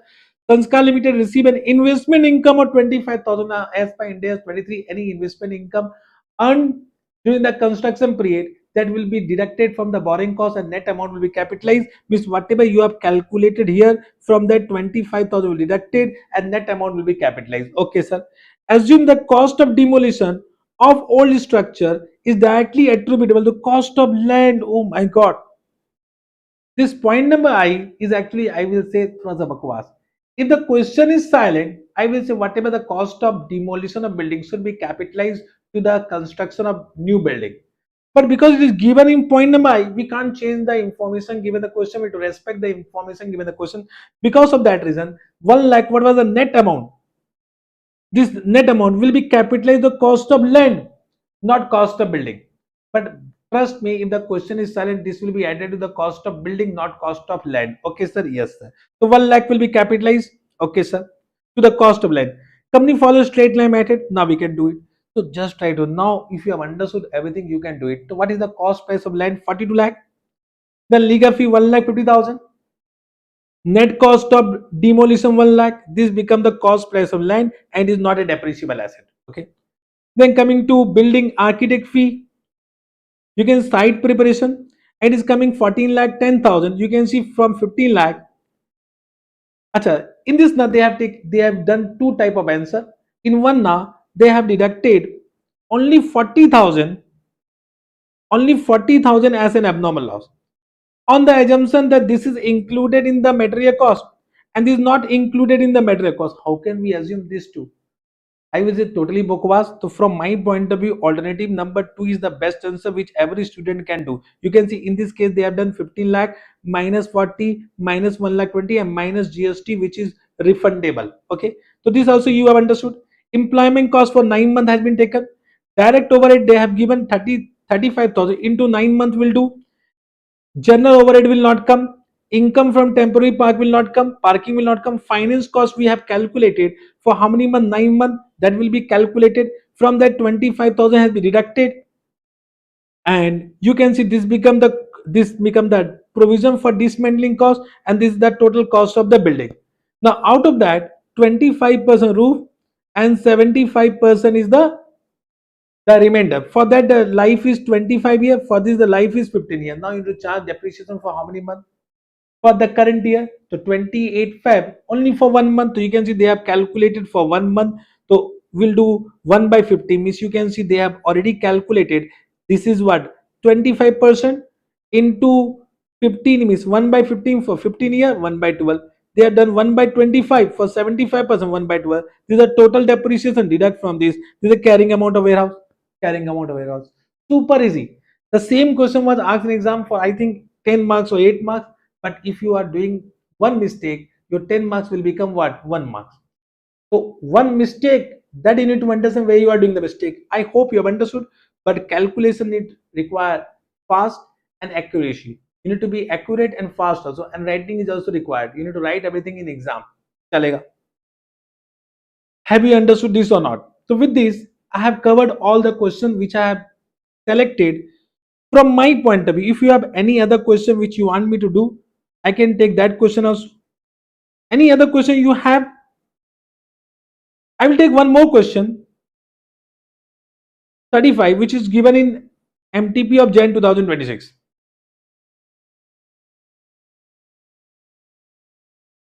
Apart from this, any other question which you have?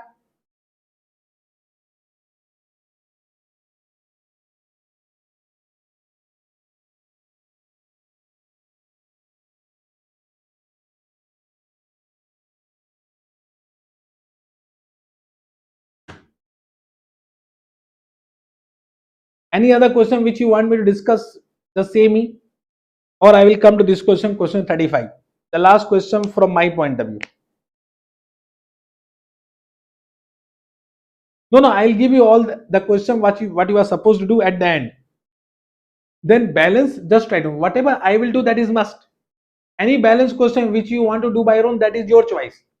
So whatever 1.5 hour I have said you need to do self practice. First you complete all my question whatever I have given, then balance question. Correct. In that question, whatever question I have done, that also if you want to revise, revise.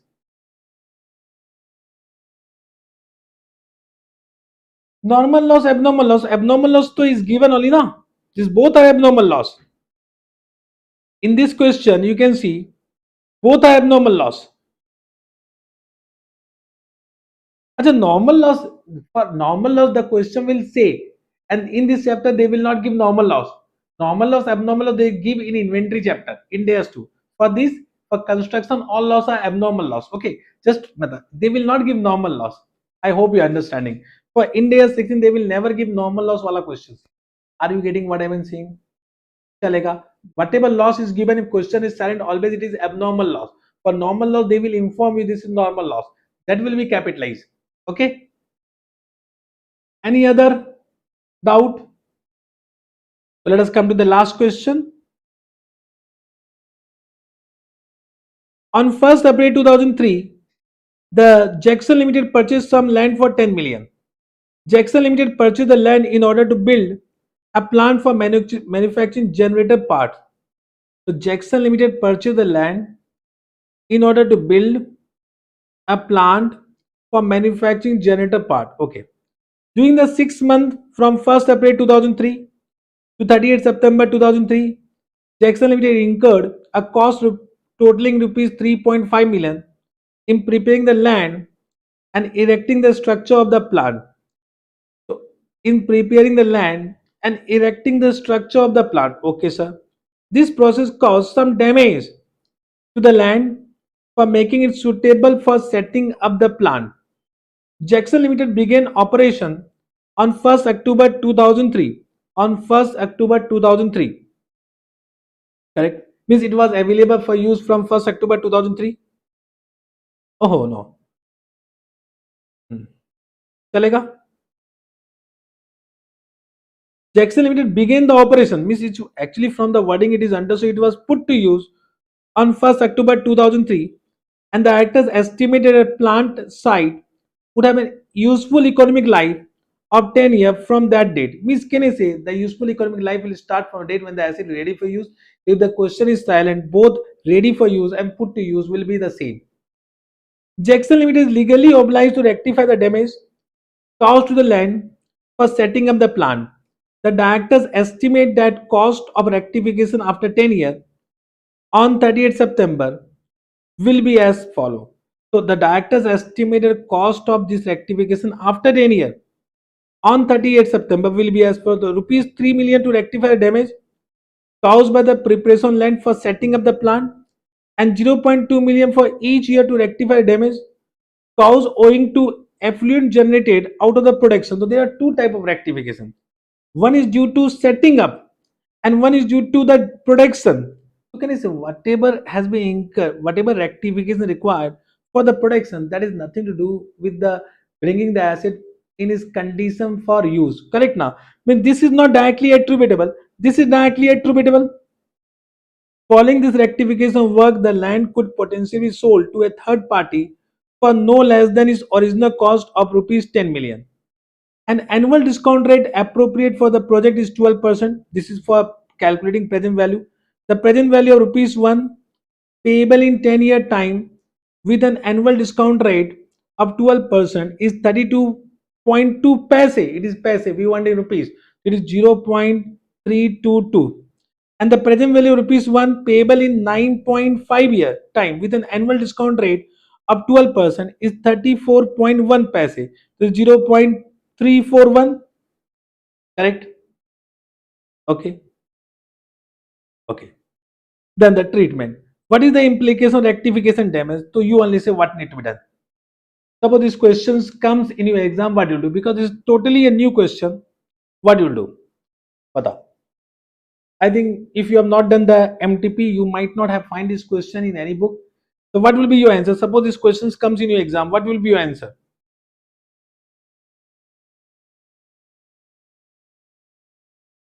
Bolo.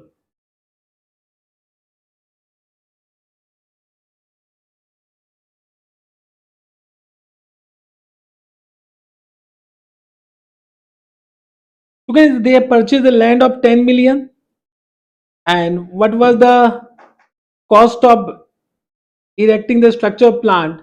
That is 3.5 million. That will be initially capitalized, that is 13.5 million. Now how much will be capitalized for the rectification work? You only say.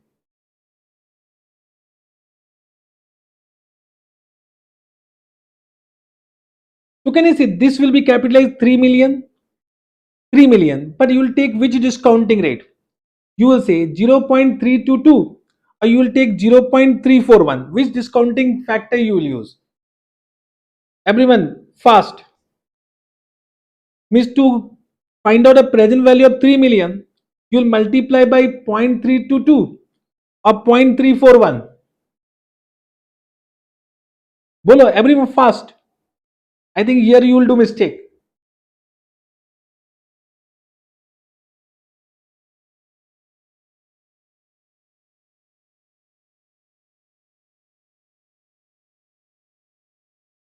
Now I know you will do mistake and you have done the mistake. 0.341 is not correct. Just try to understand what is the economic life. Economic life is 10 year, and the economic life will start from which date? It will start from 1st October. It means you'll do discounting for 10 year only, not for 9.5 year. Here only you have done mistake. So it will be 0.32. 0.322. So you can see they have also done 3 million into 0.322, and this has been capitalized. This has been capitalized. It means the total cost of plan excluding land will be 3.5 plus 0.9666, and that will be 4.466 million, and this will be because land is not depreciable asset, and this will be depreciated over 10-year period. Understood? And depreciation will be charged for this particular year for 6 months. However, this rectification cost 0.2 million. This rectification work, if you want to charge, that will be charged to profit and loss account as an expense immediately. As an expense immediately. So this is as per India's 37. You need to recognize that provision and charge to PL as an expense. And for that, you will use 9.5 year, because this provision is created at year end. So 0.2 million, you can see they have applied what? 0.2 million. What they have applied? You can see means zero point 0.2 into 0.341. That is 0.628 with 0.628.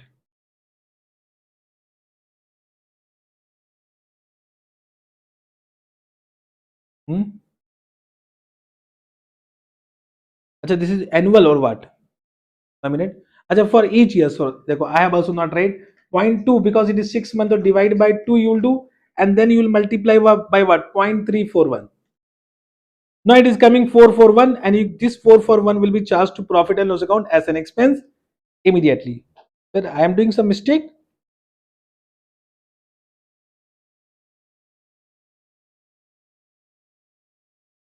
They have done that only now. 0.20 million 6 by 12 into 0.341. Why my amount is coming wrong? I'm doing some mistake. 0.2 divided by 2 into 0.341. No, it is correct. Sorry, my mistake. Some mistake I have done in calculation only. This will be charged to profit and loss account as an expense. Very good question. That one must revise question before exam. Expected question in exam. Okay. I hope India 16 is completed from my point of view. Now write down the question what you are supposed to do by your own. Everyone. For self practice, don't worry, I'll not give much questions. One we have done, two you will do, two you will do. Write down two somewhere, okay? Write down the two somewhere.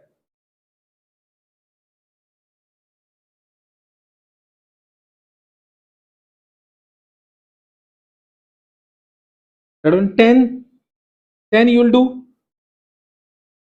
11 you will do, 13 you will do, 13 you will do,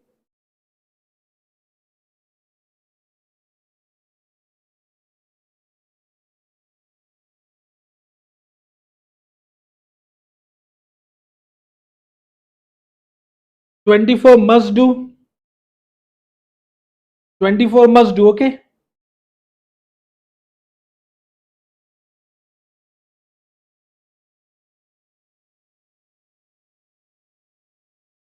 29 do, 29,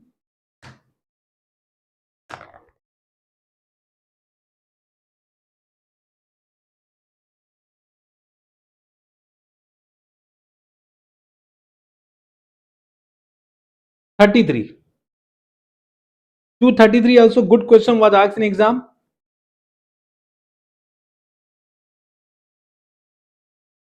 Bas, done. Chapter is over.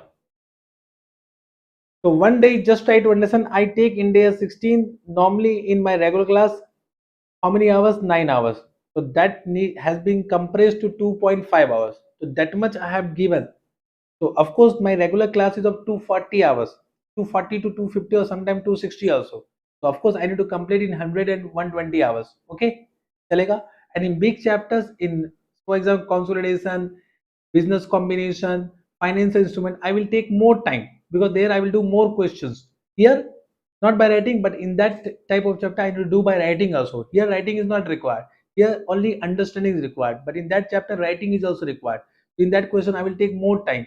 चलेगा. For that I am थोड़ा सा fast in small chapter and I will be थोड़ा सा slow in what the chapter where more practice is required. Okay sir, I hope you have understood everything. Can you message this all questions whatever I have said, because I'll forget in what WhatsApp group. WhatsApp message this all question in the WhatsApp group. Thank you very much for today. I hope you have liked the class. If you have liked the class, you need to press the like button. Huh? Don't move without liking the YouTube class. Like it, and of course, I know you have already subscribed the channel because you are coming every day. So you need to subscribe the channel. Bye bye. Love you all. Meet you soon tomorrow again with what at the same time. And tomorrow we'll take India's 2, but India's 2 will be completed soon. After India's 2, I will take India's 38. So I think tomorrow I will be able to complete India's 2 and India's 38. Bye bye. Love you all.